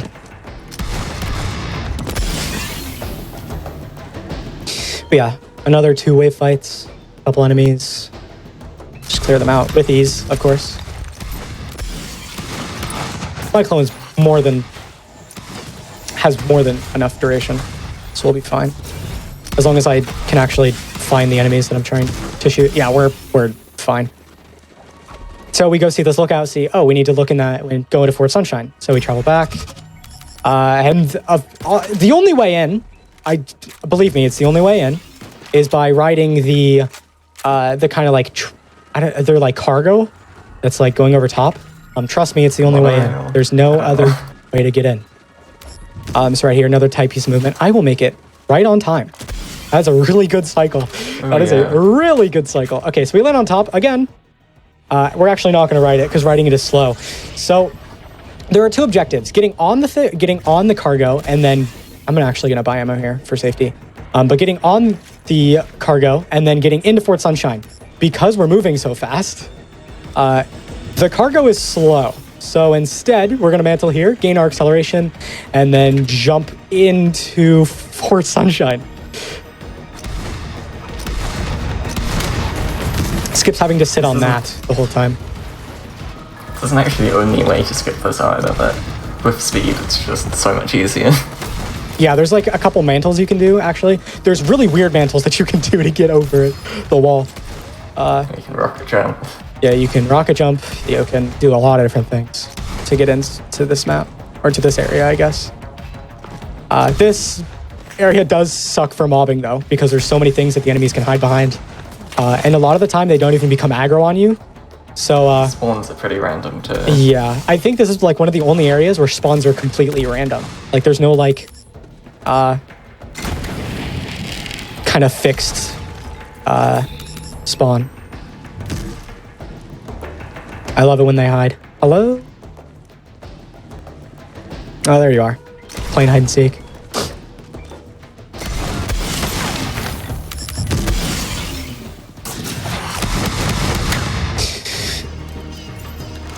Boss, by the way. The level 7 Hellwalker still. We still haven't upgraded. Still have not upgraded. That is still the Hellwalker that we got like 40 minutes ago.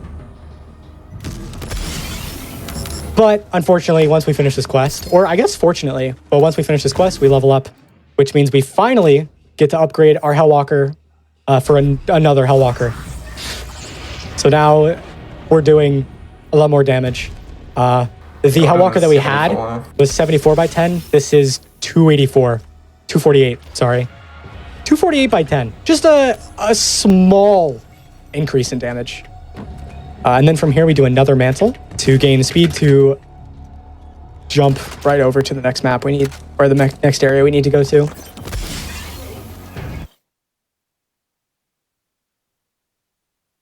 So again, at the beginning of this map, I will be placing clone because I do have a lot of duration and we do need to perform a fake save quit at some point. So instead of fast traveling, sitting through the blue tunnel, waiting, turning, then traveling, I can instead place clone, use that to warp back. It's real nice.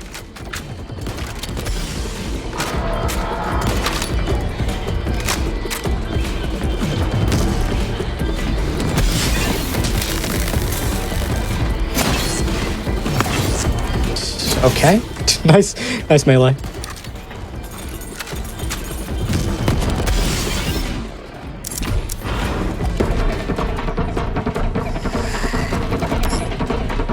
All right, so this is another just like close quarters movement section into killing ourselves. We get back up. And then after we install Balex, again, NPCs move very slow. So instead of waiting for him to move, we are going to travel out and do a really, really cool out of bounds. Because if you save quit, or in our case, travel out, it'll push Balex forward, but it will also create a teleport trigger. So if I hit one of Balex's later triggers, he will actually just teleport to me, and we get there by doing another mantle jump. So from here, we set ourselves up on this invisible platform, and then we mantle this thing and shoot ourselves across the map. And then we get right back in bounds here, and then hit his teleport trigger, which puts him here. Skips having to wait for him to move, which again takes forever. So that's real nice, real nice. Another example of walls just being a suggestion.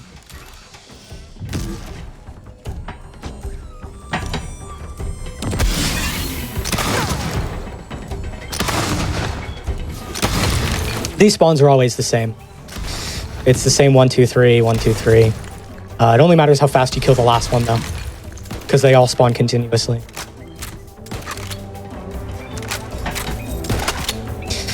But yeah, even though we were one-shotting things with the old Hellwalker, it'll just get even more ridiculous with the new Hellwalker that we just got.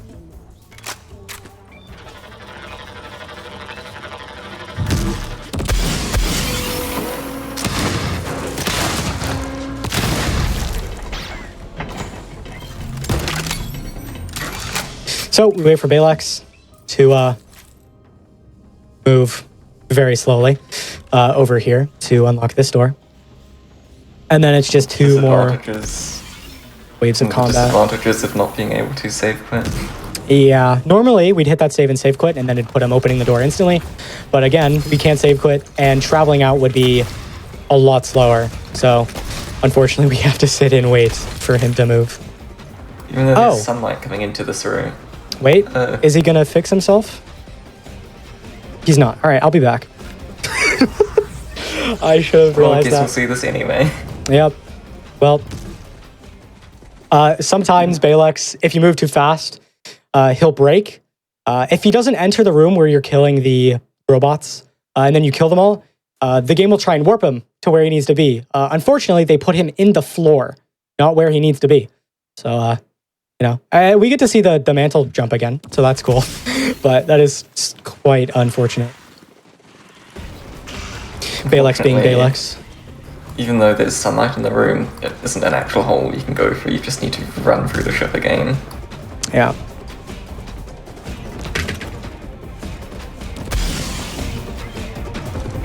Oh, no, this is fine. I don't know why I was scared there. Okay. So while the mantle jumps can have can be good for us to gain lots of speed, they can also be bad when we're just trying to mantle normally, because we do have to try and not be holding W when mantling, which, by the way, is really difficult. Okay, we're back, and he's in the right spot now. Just a little fix.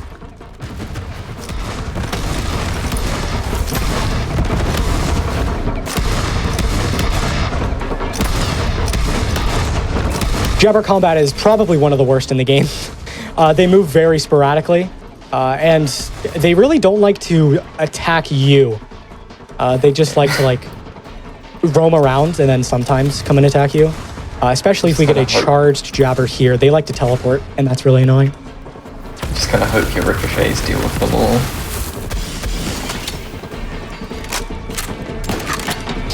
Yeah, and also hitting their crits so the bullets do ricochet is difficult.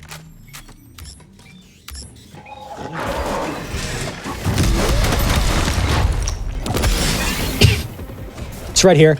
His chassis gets broken, so we pick up Balex again, and we are delivering him to a new robot.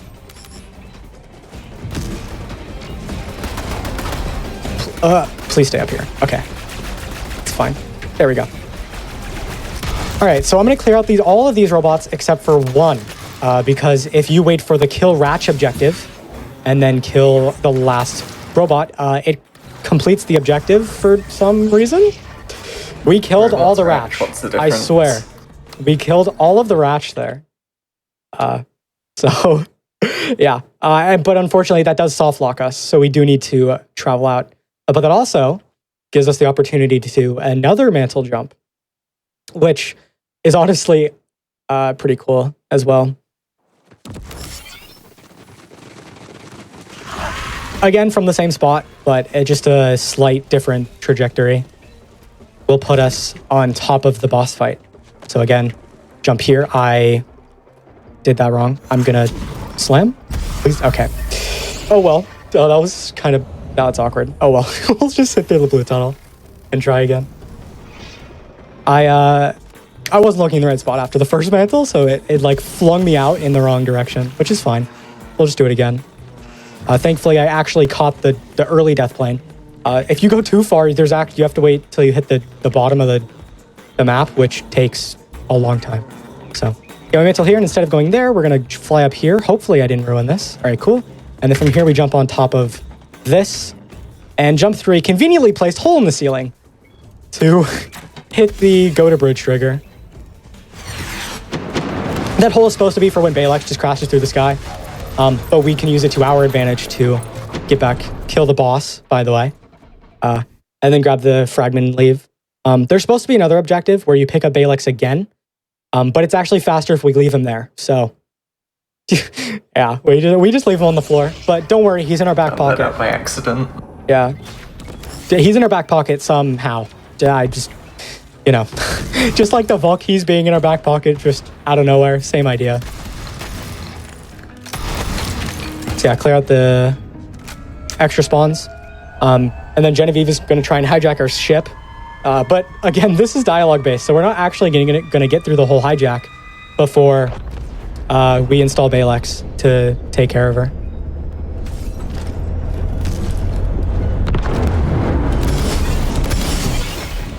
Balex is secretly evil, he's still hijacking us.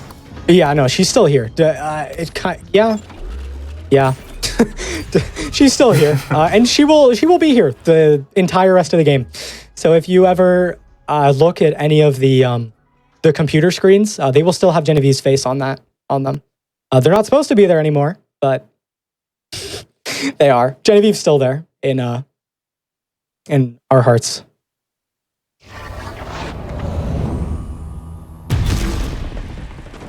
So this quest, we are trying to find Clay's informants to pick up the last vault key that he was stashing.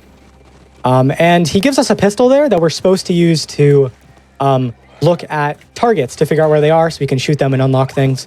The targets exist at all times, though, so if you know where to shoot, you can shoot them all without having to worry about using the pistol, which is really nice because it would have been really annoying to have to use the pistol to hit the targets.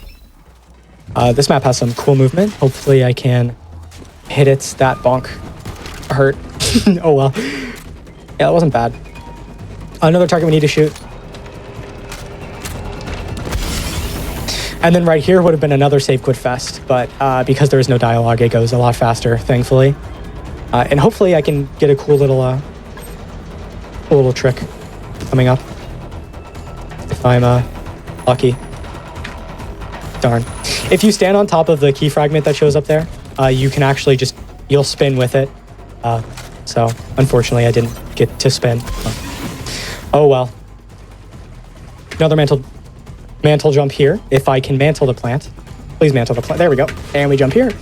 And over to the first agent. Shooting another target that we normally would have had to use the pistol for. But instead we can just shoot it on our own because we know where it is. And then from here is just more combats. It's kind of the same every time. There's a little bit of differences. But it is pretty simple to go through. The spawns are on timers. And so they aren't really, it doesn't really matter if you kill one fast or not. You just need to kill them all before the last one spawns.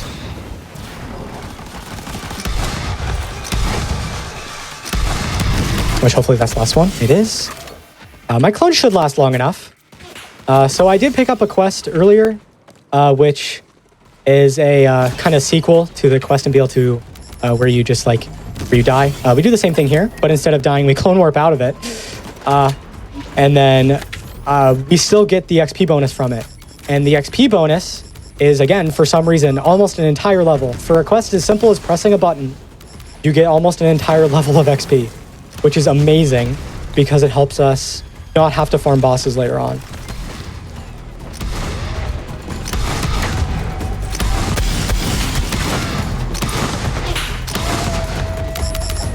That was actually really good combat. That normally takes a lot longer.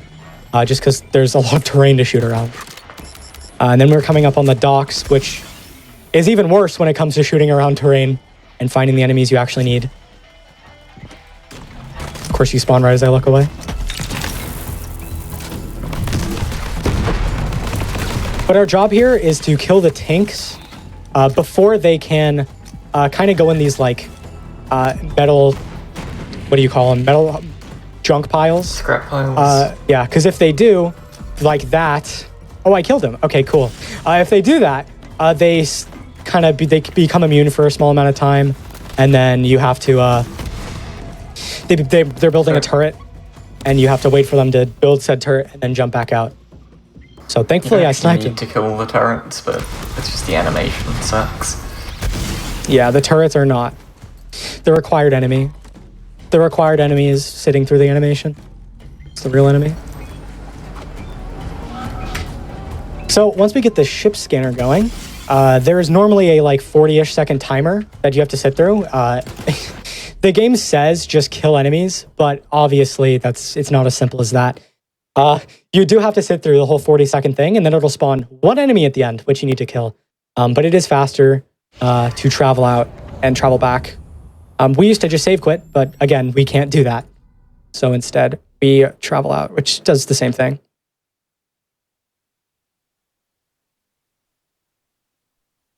Instead and then when I'm taking the scanner and everything, we just leave. Yep. We start it, and then we're gone. And then here I'm going to leave clone behind because, again, we have super long duration. I don't like sitting through blue tunnels, so instead of sitting through them, we are going to clone warp back. Like that, and we're here. The timer's still running, by the way. Don't worry about it. It's just there. No need to worry about actually doing stuff, doing what's required. And then from here, now that the objective has changed to follow loot tracker, we need to kill one enemy from that set of spawns. I kill more than one most of the time, just for consistency. And then we need to go to the second set of spawns. And once we clear these out, it'll actually teleport the loot jabber to us. Never mind. I'll have to kill one more, I think. Or maybe the jabber's deciding to be a little... Oh, there we go. There we go. I don't know why. Okay, there you go. But you saw the jabber kind of teleport over here, which allows us to instantly use the elevator. Also Skips go on some extra top so mobbing. that we don't need to ride it as long. Yep. Top makes it faster.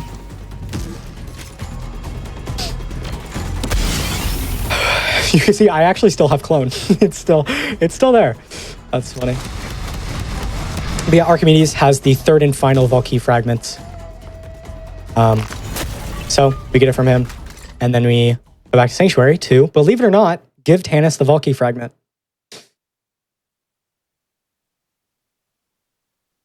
And then we are off to the second to last map for Eden 6.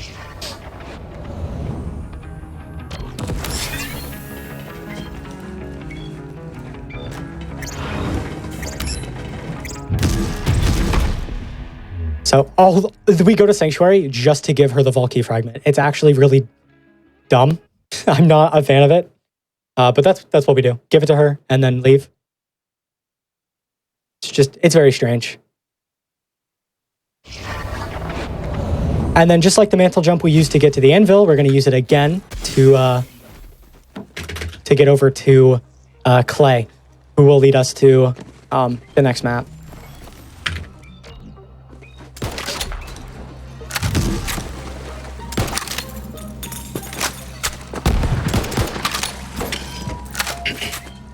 Just gotta wait for him to...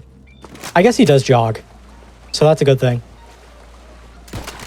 Of course, not as fast as Zane, though.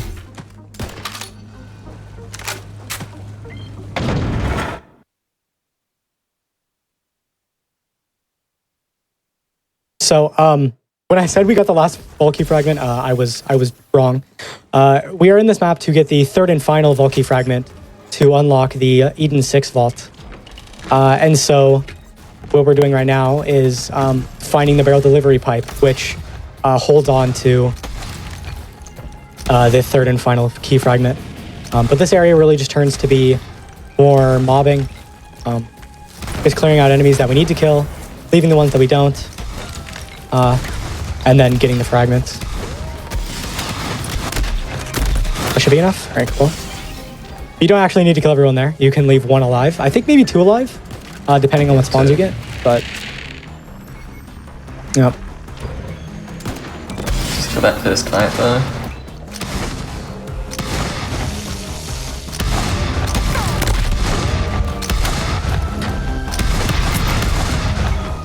The shielded enemies become quite unfun throughout this segment, because you can kind of damage them. Oh, I guess I'm done with these enemies. But like, it's mostly just kind of if they get in your way, you punch them so that they like kind of stagger. But you know, slow. Honestly, just quite annoying.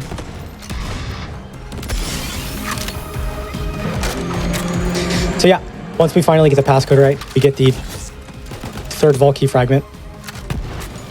I can shoot enemies that are moving, but not a barrel that's sitting still. Nice job, me.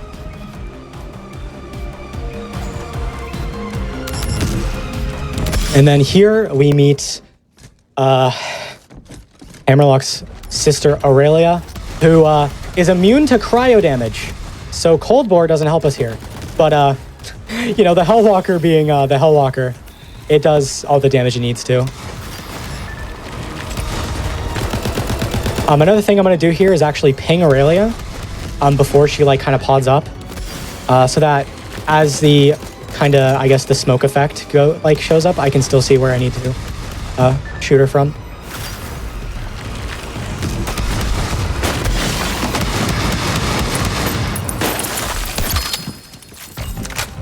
Talk to Wainwright. I'm going to pick up some of the money for honestly no reason. I just have to wait. And then we solve this really elaborate puzzle. Shoot him in the face, shoot him in the back, and then shoot him in an area. So I specifically, after hitting this button, the bridge takes forever to spawn in. So instead, we can mantle jump off of one of the pillars on the side and then area travel to the next map instead of having to wait for the very, very long bridge. Travel opens as soon as you press the button, so... Yeah. The travel's always active. We have enough speed to get to it, though.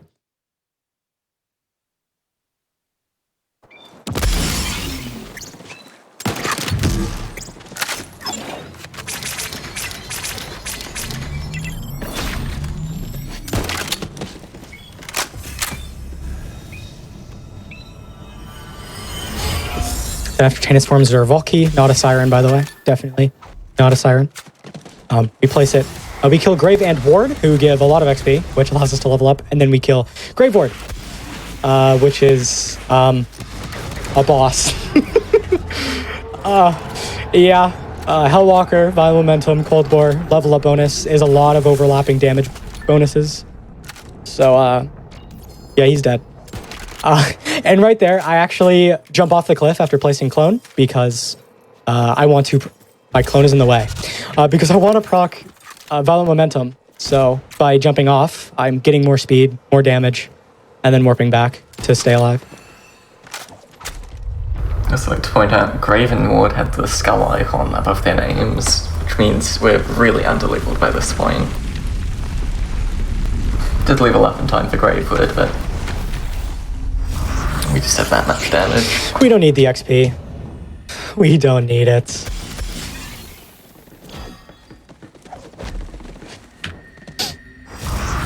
Now, looking to our next weapon upgrade, a while ago, Gearbox ran an event where they gave you legendaries for completing certain quests. And in any percent we'd go switch back to that event right here, because this quest gives us another really good gun. Which, believe it or not, is a Hellwalker. So this run upgrades from a 21 from Hellwalker, but a 29. Yeah. What can we improve on the Hellwalker? By getting another Hellwalker.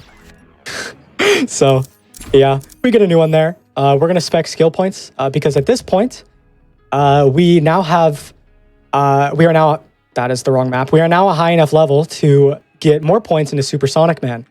So you thought we were moving fast already. We almost just doubled our speed instantly. So get ready for just a lot more movement speed.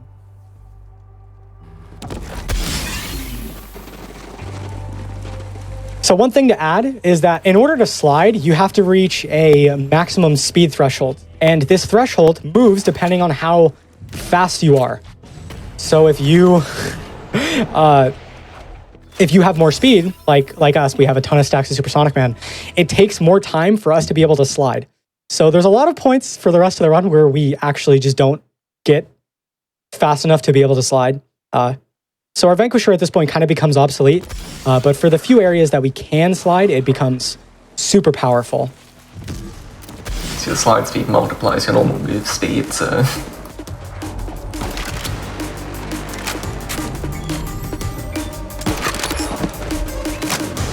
Yeah, so cars mean nothing to us. Absolutely nothing.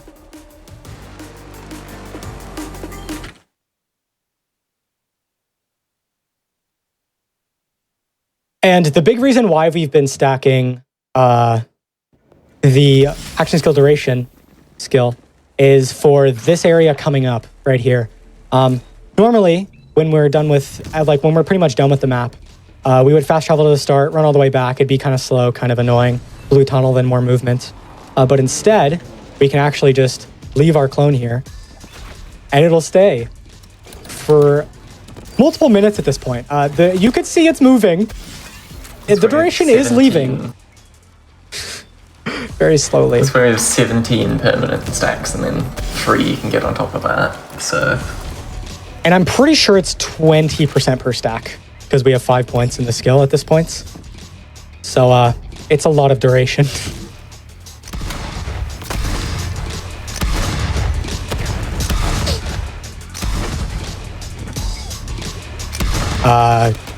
I guessed wrong. Okay.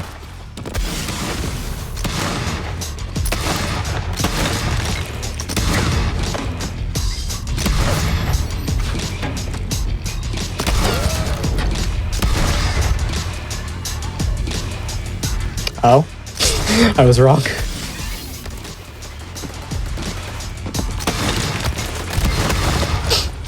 So we clear out the enemies. Then we get a key to a car.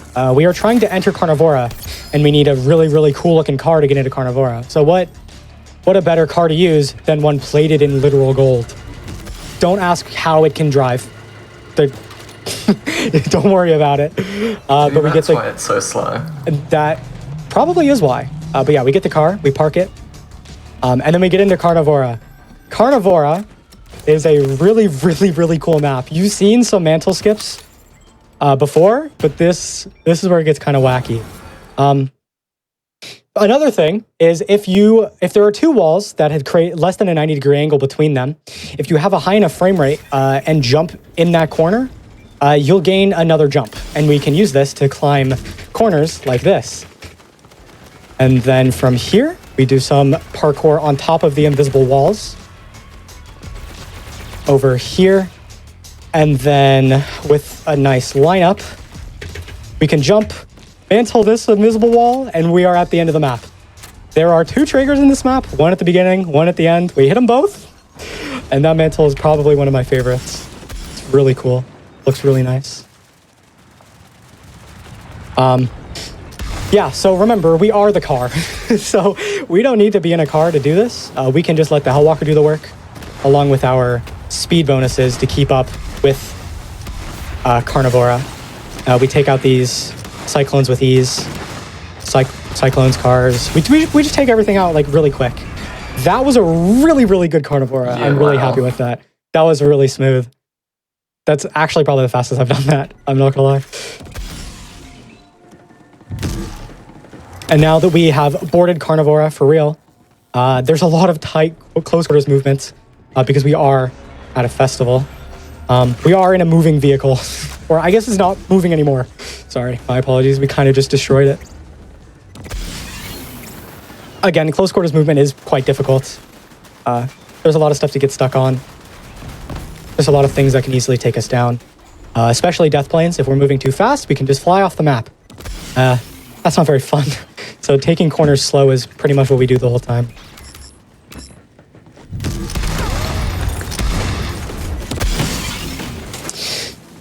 All right. And now coming up is probably, I think this is one of the most difficult boss fights. Not because we take damage, it just takes forever because we have a lot of damage. However, we are very underleveled.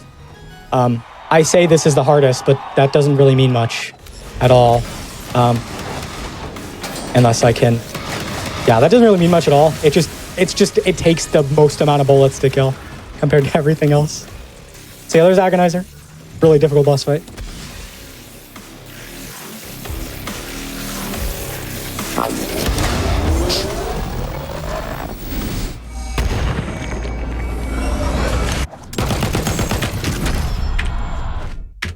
I did talk to her. All right.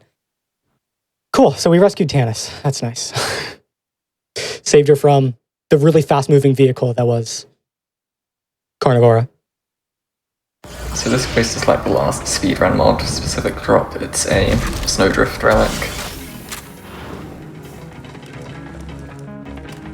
Yeah, so we'll get that relic at level 30. And what the Snowdrift does is it boosts your slide speed by a percentage. And of course, this percentage is based off your max movement speed. So we move even faster. That's just kind of how this goes. We just move faster and faster and faster. Normally, every relic has a 1 in 20 chance of being a Snowdrift, but that's horrible odds. I mean, it matters this much, the run, so we guaranteed it. Yeah, for reference, getting a Snowdrift and not getting a Snowdrift, I guess we really made this mod before the Super Speed was found. But True, the difference between the two is like 3 to 4 minutes. It's probably a lot less now, but it used to be like a huge time save if you just got a 1 in 20 after getting lucky enough. Over like the last half hour of the run. Yeah, you don't even have it for that long. So right here, we're going to die on purpose. It speeds up the objective. The objective is to kind of attack the Children of the Vault. So, you know, dying there is just faster. And then while we wait for Vaughn to move, I will be doing another crew challenge, getting some more XP. Because we need to hit level 29 before a certain point.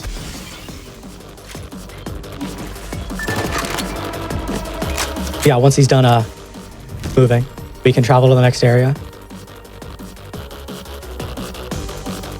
Which, the movement speed skip in this map is pretty cool as well.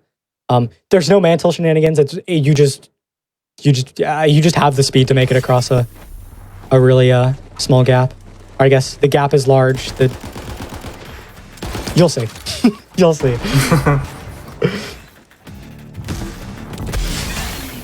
So right here, if I can thread the needle, we jump across this gap and land on the other side, which is normally blocked by an invisible wall.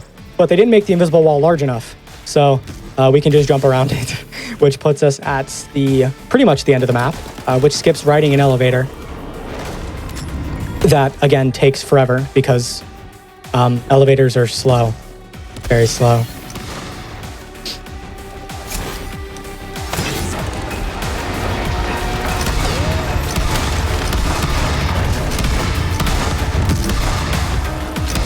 So up next is Sandblast Scar, which is another driving map. I say driving, but you know what we're gonna do. Normally this map takes about 2.5, 3-ish minutes if you're driving.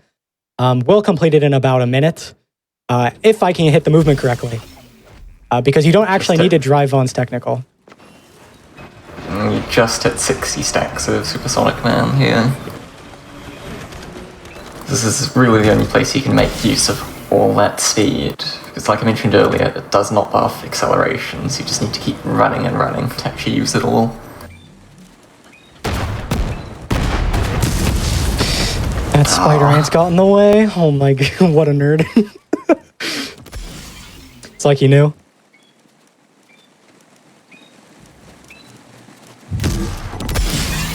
It can take a significant portion of this map just to be able to slide, and then when you can, it's super easy to go out of control. Yeah, if you slid in this map, you would most likely just fly off. You'd probably die, I'm gonna be honest. You would just fly off. Oh, that was good. That was a nice corner cut. Yeah, you pulled it back. I did pull it back. Look at that. Yeah, so we're breaking down this wall. This part doesn't exist, so we can just run through it. The rest of the wall exists, but that one corner doesn't for some reason.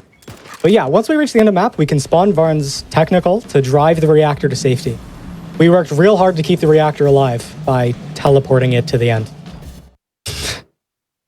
So yeah, that's Sandblast. Used to be a really, really boring map. You would just drive for 2.5 minutes. But now it's really, really fun. It's one of the better movement segments. Can you stop moving? Thank you. All right.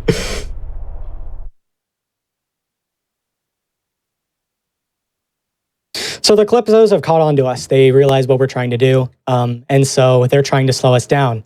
And so they just speed up their plans.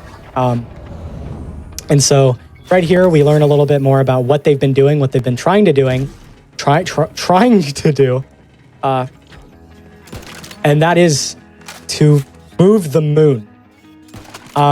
What we haven't learned yet, and what we're about to learn right now, is that Elpis is the vault key to the Great Vault on Pandora.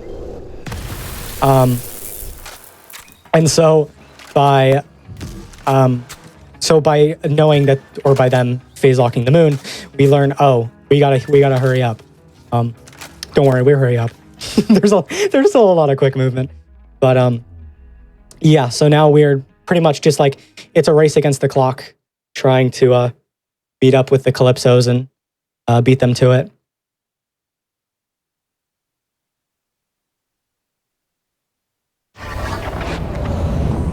So coming up, we have another mantle jump, which isn't out of bounds, but it looks really, really cool if I can hit it correctly. So hopefully I can pull this off. Because instead of staying on the floor, which is boring, we can fly through the sky and kind of just draw a straight line instead of a squiggly line to the next objective we need to go to. So there's a conveniently placed bridge right here that when mantled, we gain a massive speed boost to fly all the way over to where we need to be for Tannis. I actually went over the trigger. Okay, all right. But that massive speed boost to jump over, draw like a straight line instead of a squiggly, not so fun line. And then here again, we are locked behind an animation. So while we wait, I'm going to do another crew challenge, get just like a little bit more XP. Because, I have to wait for Tannis to, I don't know, move, phase lock some turrets, make them friendly so I don't die to them. So I just wait for the objective and then run through. You do want to hit 29 by the end of the map, so... Yeah, that's like the last hard. XP level that we need to hit is 29. So here I'm going to leave clone at the start because again, we need to perform another fake save quit by traveling out. And the only fast travel in this map is actually halfway through it. So we leave clone at the start so that we can travel out faster. But once we hit the fast travel, clone warp, travel out again. This moves Ava forward by a lot, actually. Skips some animation, as every other travel out / save quit does. Skipping some animation. And then from here, we can just conveniently fast travel back to where we need to be. Because they put the fast travel midway through the map. So really, really convenient. I have more skill points. More Supersonic Man. We are now moving very, very, very, very, very fast. Even faster. I could have done Sandblast even faster. Kind of sad. I wasn't moving fast enough. This is another area with just like some kind of really set spawns. Like I know where everything's going to be when it'll be there.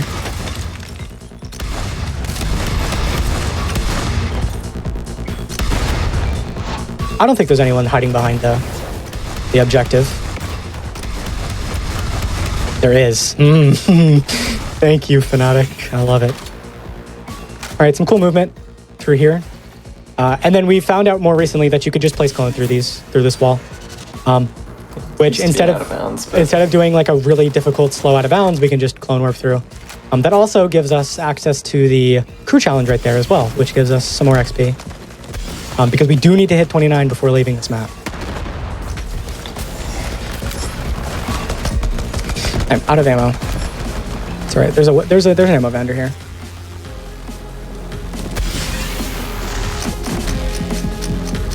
I will have to kill an extra anointed. That's okay. That's fine.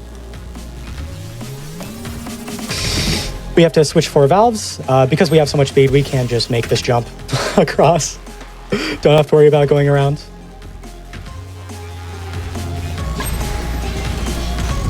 And then once we hit all 4, we can destroy the tank. And then I need to kill one of you guys to get 29. There we go. Perfect. And then our final upgrade for the run is another Hellwalker. So off to Troy. Now Troy, while it seems like a really simple fight, is actually one of the only fights in the game where you can actually manipulate his immune phases.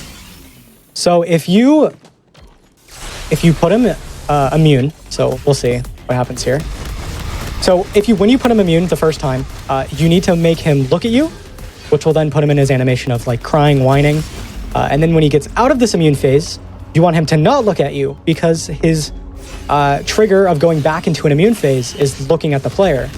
So if we instead strafe around his field of view, we can skip the set immune phases and then just kill him instantly. I unfortunately didn't do enough damage, so I do have to sit through this one more, but that fight's honestly really cool because you can like work around the immune phases.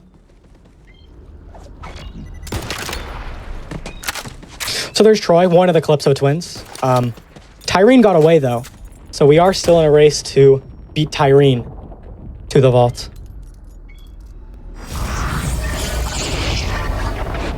So right here we grab our last, or I guess the second to last vault item, which lets us decipher Iridian writings, which there has been one in Tannis's room all along.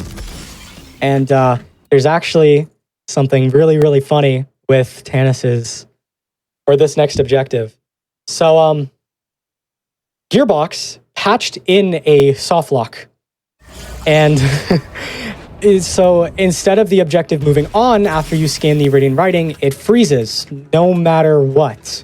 No matter if you play the game normally, if there's dialogue, if you're just doing anything, no matter what, the objective is locked where it is, which is honestly quite unfortunate, and forces us to do another travel out. But that wasn't a thing when the game released. They patched that in. That was a thing that they, I'm hoping, accidentally added later in the game's life cycle. But it's really weird. It's really dumb. So unfortunately, we do need to travel out there for that. And then when I load back in, I will place clone. Because while we have been stacking all of our speed for so long, in Necrotafeo, we will be save quitting for the first time in about like an hour and a half. It's real sad. Get to say goodbye to our stacks.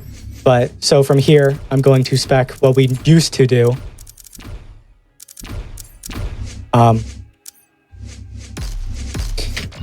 When it came to our late game spec, which does cut my movement speed in half, but it also gives me violence speed. So it's not 100% cut. It's not cut in half all the way, but it is a lot lower than what it was. It's still pretty high of see you and me after the save quit. Yeah, even though we have a speed glitch, we'll still be moving pretty quick after all the stacks are gone. Not as fast, of course, but still very, very fast. So now we are on Necrotafeo, which is the last planet in the game, which is my least favorite because of a very, very specific character that we're about to meet, for a reason that I'll get to probably pretty soon, because you can just tell instantly. Yeah, like every speedrunner's least favorite. Yeah.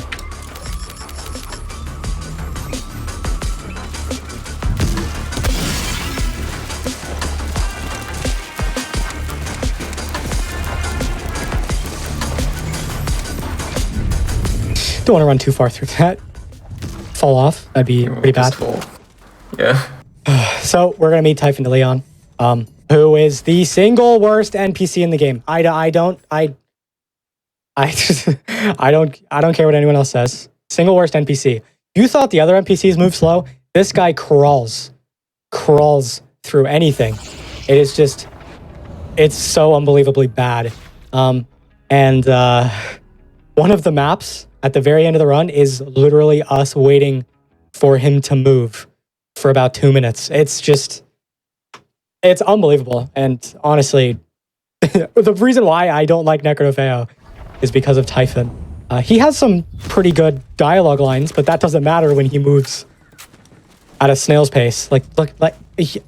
You can move faster than this. You can probably crouch faster than that. Well, I definitely can. But yeah, even without the speed glitch, you can crouch walk faster than what he's doing right now. It's really sad. And then he shows us that he has this whip to move fast and then uses it nowhere. I don't get it. I really don't get it. They made him move slow. They're like, oh, I have this whip. It's handy for getting around places. And then he just doesn't use it. I don't know. So now that I hit level 30, I can put on the Snowdrift, and you'll see in a bit just how much the Snowdrift affects my movement speed.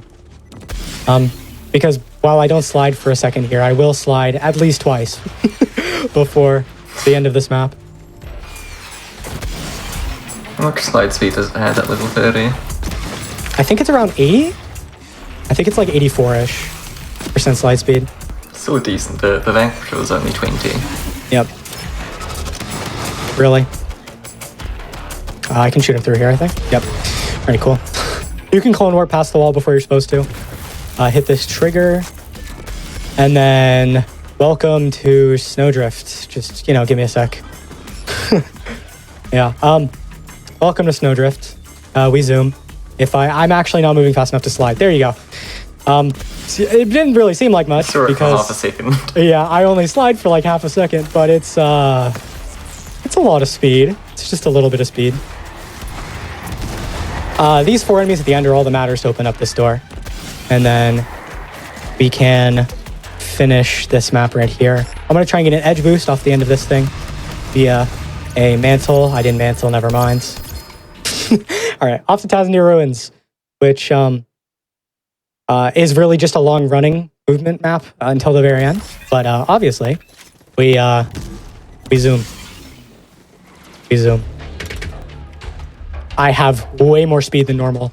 Oh my god! I have never had this much speed. That's why I couldn't slide. It's because I have so much movement speed right now. 65 stacks. Yeah, I don't think I've ever remembered to use cannon before level up as much as this run.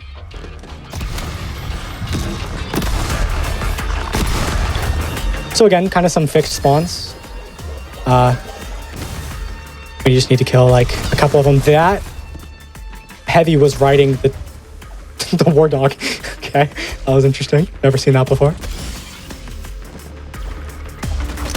Right here, we are getting the gushers, as I like to call them, and placing them so that we can activate an elevator. One of them was sitting right there. Another dropped by an enemy right there, which we very easily took care of. And then this will be able to power up the elevator so we can use it.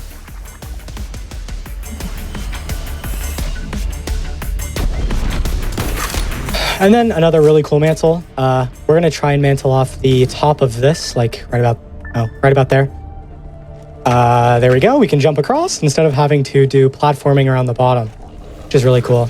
I'm going to bonk here on purpose to lose speed so that I can jump down. And then from here, one more mobbing section, and then we unfortunately say goodbye to our stacks. It's been fun, but this is the one point in the run where it is faster to save quit, so we unfortunately have to do it and get rid of our stacks. So it's been fun, Supersonic Man. We'll have you, just not 65 of you. So, all right. And that is our first save quit in a while, actually. It's been a long time. But that save quit actually pushes Typhon forward. I actually, not even over-exaggerating, I think that skips like 2 minutes of him walking. I'm not even exaggerating. Probably, yeah. So I will gladly save quit there and lose my stacks. But as you can see, we're still moving really quick. Even for not having Supersonic Man stacks. I almost went too early. We are still moving very, very fast. A lot faster than any other character in the game could. Right there, I have to bloody block him because there is no dialogue, so he moves on his own. And if he presses this button before we get the objective, it breaks. And you have to save quit. So instead, we just, body block him, make sure he can't move. And then, yeah, he will open up. We get the vault key, enter the vaults for him to give us, honestly, the best gun in the game. It's a gun that shoots guns. I mean, who wouldn't like a gun?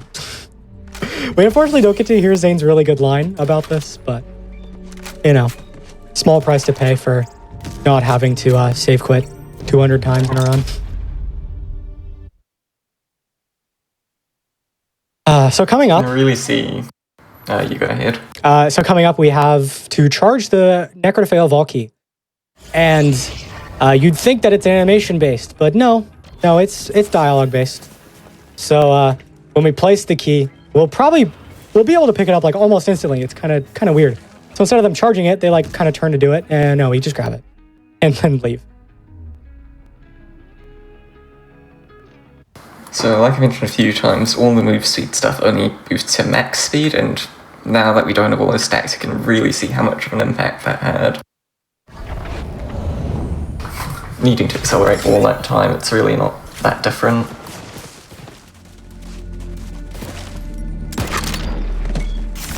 And then now that we've unlocked the key, now that we've placed all 4 keys to get to the key, we now enter the Pyre of Stars, which is a tragedy of a map. It's the second to last map in the game, and it is a tragedy. That's what I'll say. We unfortunately the run has to end like this. Yeah, we have to wait for Typhon to Leon, which is unfortunate. We can though see what we get from the gun. A walker? That's a hell shock. It's the other hell item. And then whatever that is. We don't worry about that. The quest for a walk we never got. Yep. So from here, there are a few extra save quits throughout here in the end of the run. Just because we don't have the stacks anymore, which means we can save quit to move along some certain animations. I would say dialogue, but there's none. So yeah, it's mostly just for animations. And it also sets up a couple skips. So after giving the Vault Key to Tannis, if we save quit here, it activates a really, really weird trigger. Normally, we're supposed to wait for Typhon to run all the way to the Promethean Vault Key area. Then we place the Vault Key. It's way over there. Not there. Way over there.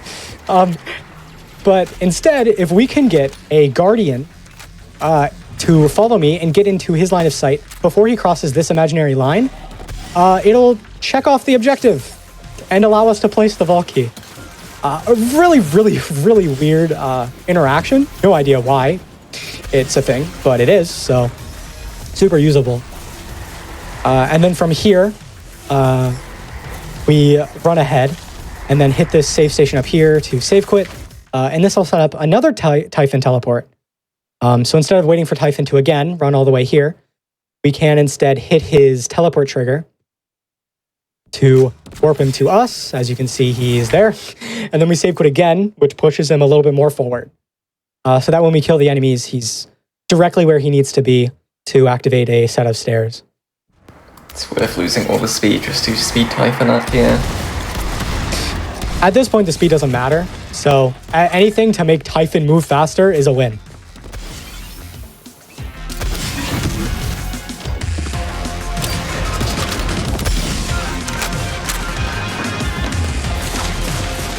And then right here is the last area where we can influence Typhon's, the move speed of Typhon, I guess.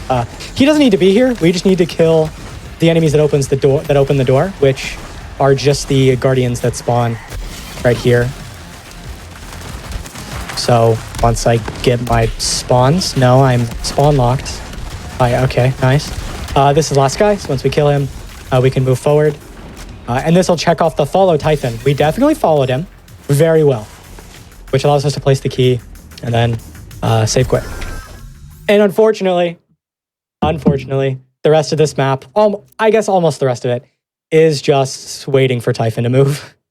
It's really sad that, again, as Apple said, the run has to end this way.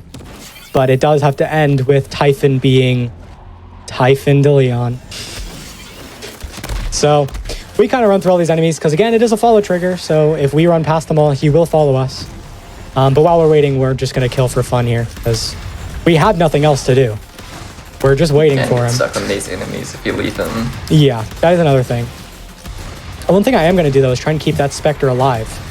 We can actually manipulate the fact that he gets stuck on enemies to help us. So if I get one enemy left and I keep him alive and keep myself alive, when Typhon is aggroed on an enemy, he will sprint compared to his normal running speed. So if I can move the Guardian in Typhon's line of sight, once he gets over here,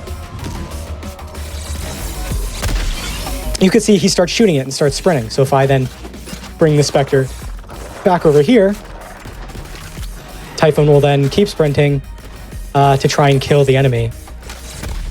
There's still a set amount of waypoints Typhon needs to pass through though, so you can't just do this with every NPC everywhere. Yeah. If they skip a waypoint, they will run all the way back to get it again.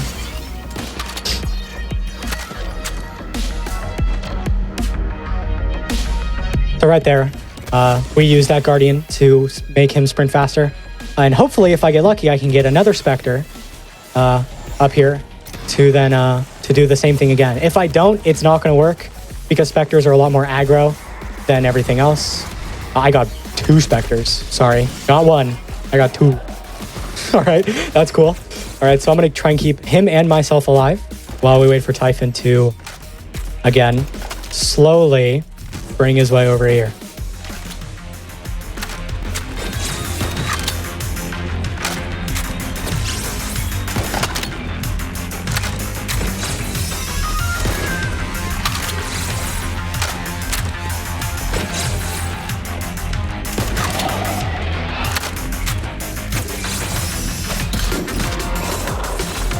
Man, he is really slow. Every time I play this segment, every time I play this segment, I just like learn how slow this man is.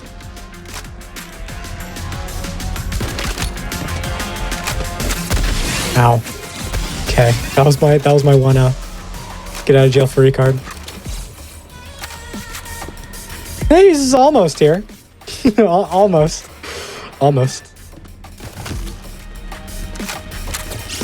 What's up, bud?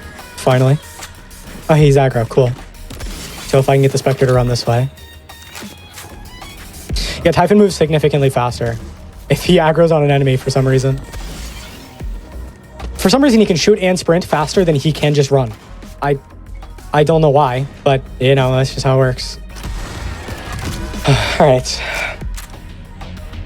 So, thankfully, this is the last time we have to wait for him. Thankfully. And then from here, we place the key, fast travel, and then save quit, which will put us at the start of the map, which is where we need to be for the next objective, which is the last mobbing section of the run. We have this mobbing and then one more boss fight, and then that's it. So we can easily clear out these enemies. You know, we have a Hellwalker, we have a lot of damage, we have a lot of everything, really. So they kind of just fall over. I needed to kill one more for the anointed spawn. Okay.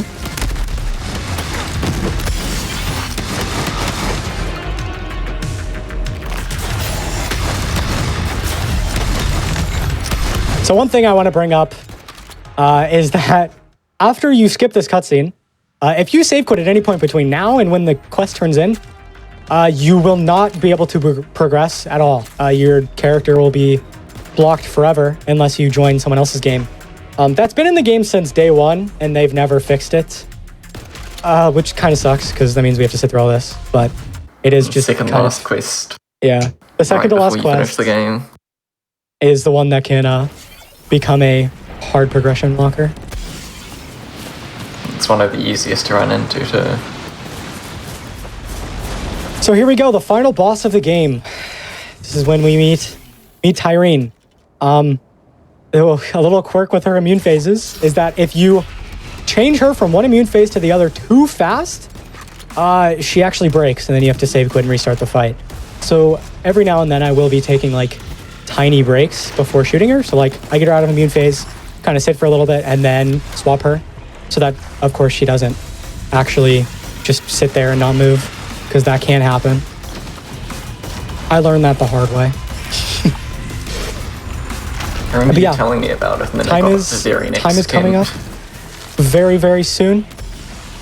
So now that Tyrene is dead, time ends in 3, 2, 1, and that is it.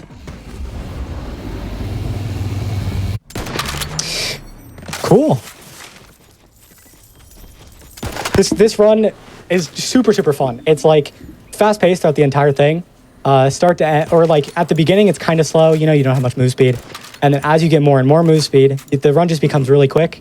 Unfortunately, Necrotafeo does exist, which does kind of slow down the run. But I mean, honestly, the combat, the movements, just everything about it is really, really cool. So, yeah. Yeah, I just learning so much about the new stuff. Yeah, this run has changed so much throughout its life cycle. Yeah. So much. And the swap reloading thing is like really what turned this run from a 5-hour run or a 6-hour run to a 3-hour run. And it was found only because they buffed Cold War. Garwood, the person who found it, accidentally ran across it when he was trying to just swap weapons to gain the buff from Cold War, and noticed that swap reloading that it was happening, and then finally put 2 and 2 together, and it completely changed the way that this game is played and how the run works. Characters even. Yeah. So. Yeah. So if people want to learn this game, what would you suggest best way to do it? The best way to do it is to join the Borderlands speedrunning Discord, which you can find on the speedrun.com page for this game. And then honestly, asking questions, we're glad to help you through most things. I do have some new runner resources that have been created just to show you like some of the glitches, some of the skips, how to do them. There's a lot of information that you can use to kind of learn the run. And then again, if you have any questions, I'm happy to answer anything when it comes to it. So yeah. All right. Any final words? I think that's it. I hope you guys enjoyed. Thanks, Amy, for having me on here. I do appreciate it. Yeah, of course. Glad I got to show off the amazing speed game that BL3 has become over the years. I'm going to have to bring you back for Wonderlands sometime soon. Yeah. But, yeah, and we'll see you at SGDQ for Geared. Indeed. That run is really cool, by the way. So make sure you check that run out when it happens. It's a lot of cool movement. A lot different from this game, but just overall, just fast-paced. And yeah, it's a really cool run. So. All right. Well, thank you very much. And thank you to everybody for stopping by and watching. Just got found a few announcements before we close this out. Frame Fatales is having its next all-women speedrunning event, Flame Fatales, in late August.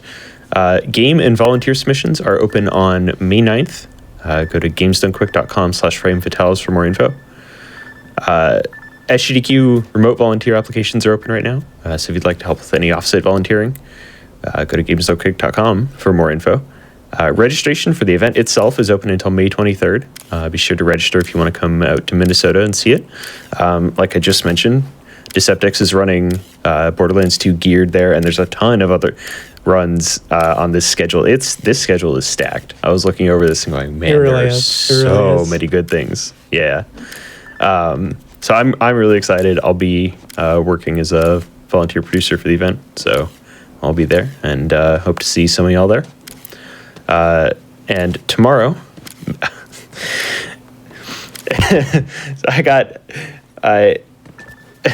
tomorrow is May the 4th.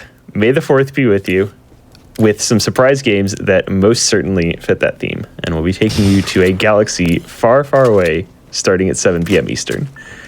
And that's it for tonight. Please look forward to the next show, which I'm really excited for. It's going to be something that hasn't really been shown off much, but the community is bigger than I thought, so you just have to wait to see it. Until next time.